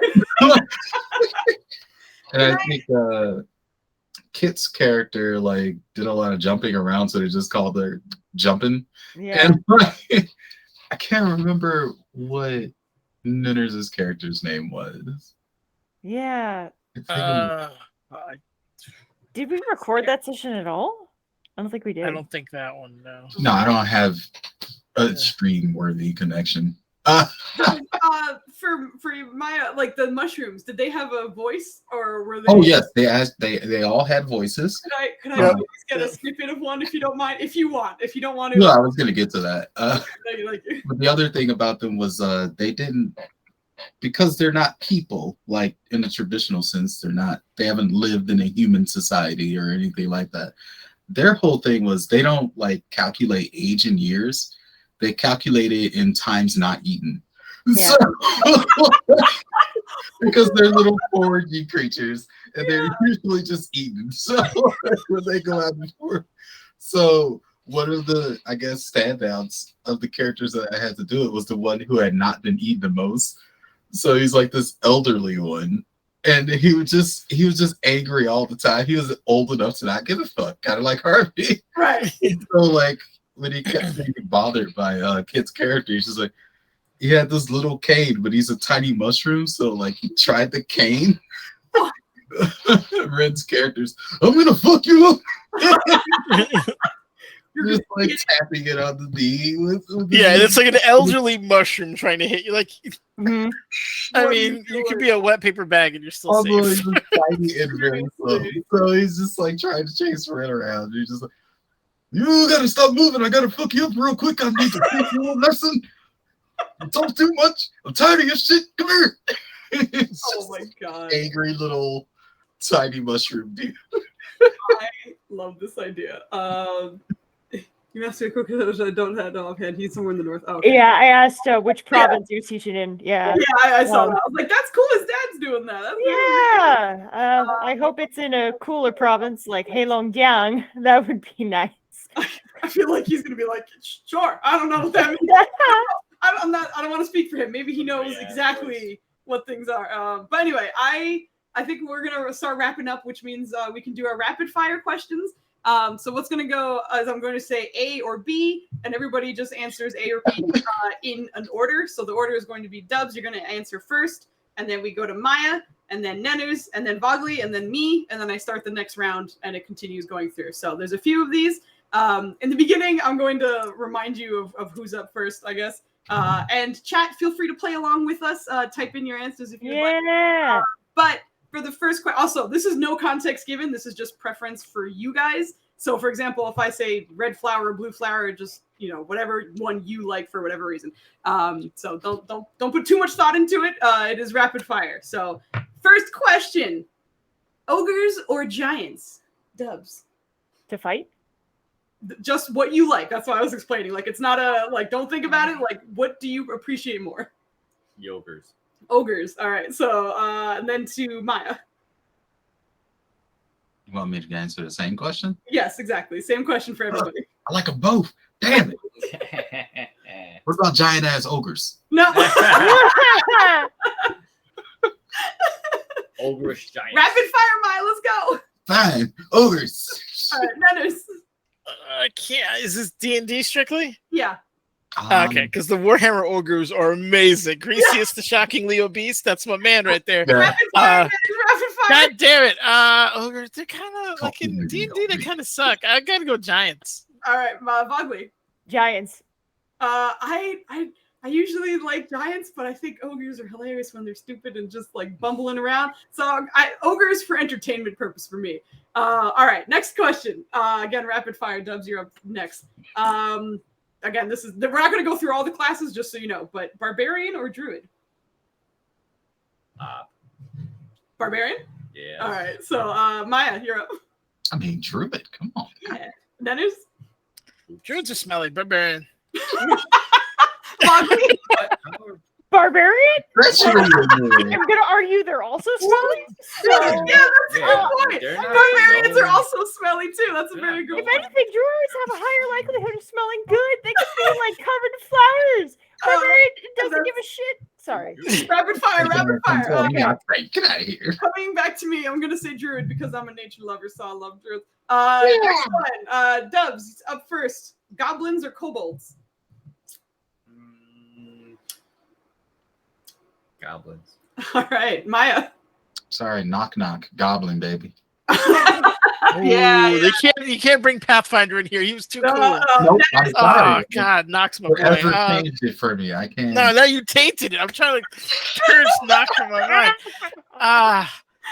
I'm gonna say without the exceptional knock, kobolds, because I love the fact that they're trap makers and they trap the shit out of everything. Yeah. So there's a lot of like flavor with kobolds. I'm gonna go with kobolds. Okay. Ugly. Agreed. Kobolds. I was reading a little bit about them. I'm like, oh, they're interesting. Kobolds.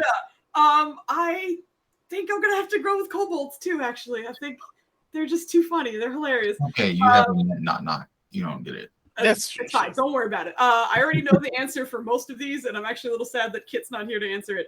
Dubs, Yeah. you're up first. Dragons or liches? Oh, Dragons. Maya. Dracolicious. Get out of here. Literal dragons.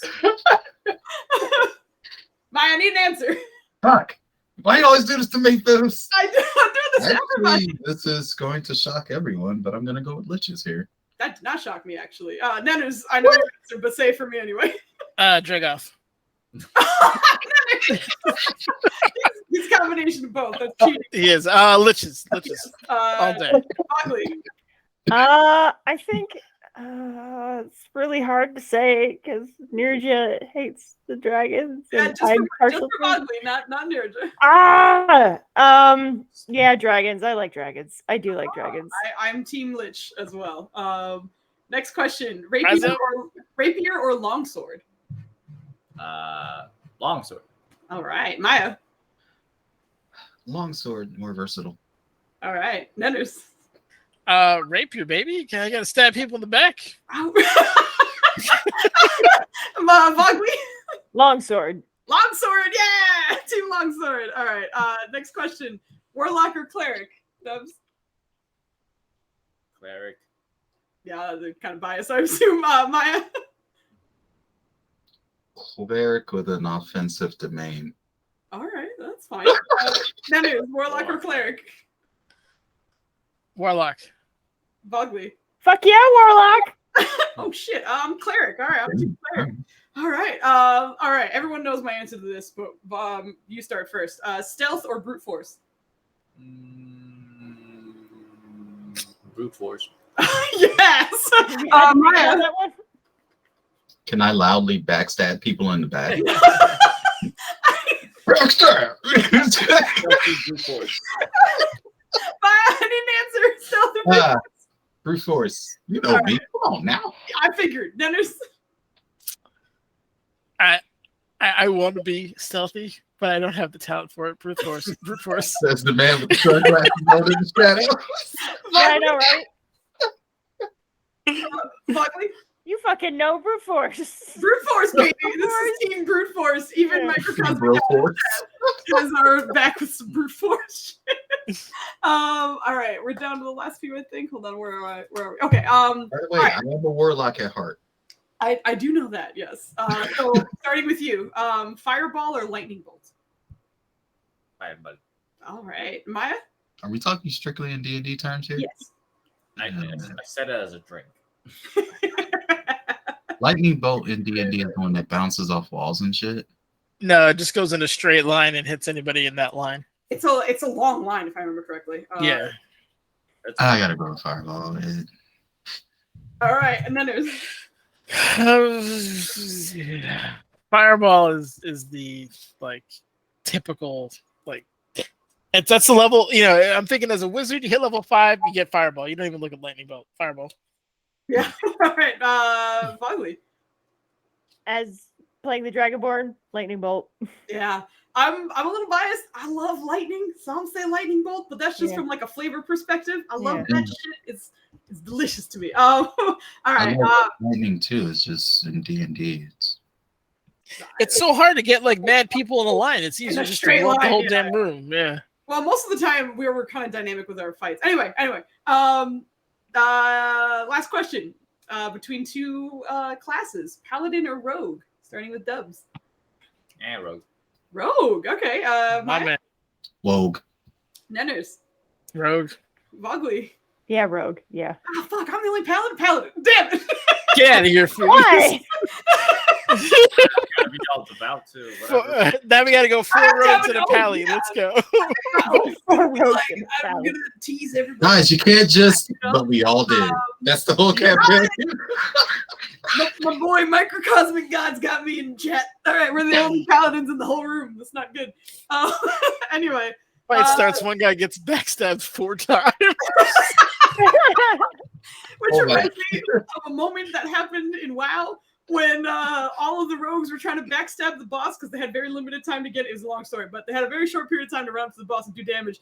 And one of them could not backstab because too many were happening at the same time. So putting that into perspective, there was not enough room on the dude's back for him to stick dagger.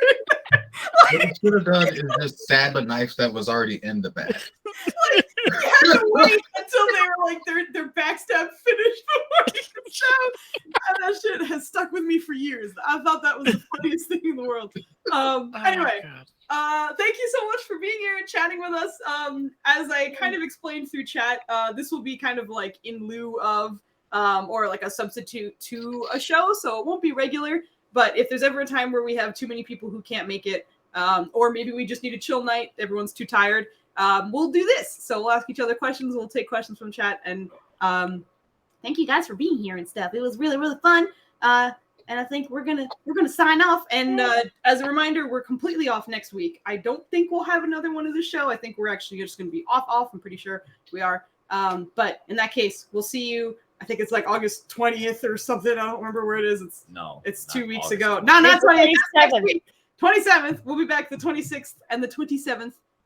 But we won't see you for a little bit. But we'll be possibly around and stuff. Anyway, once again, thank you very much. Good night, everybody. Thanks for participating. Bye. Yay.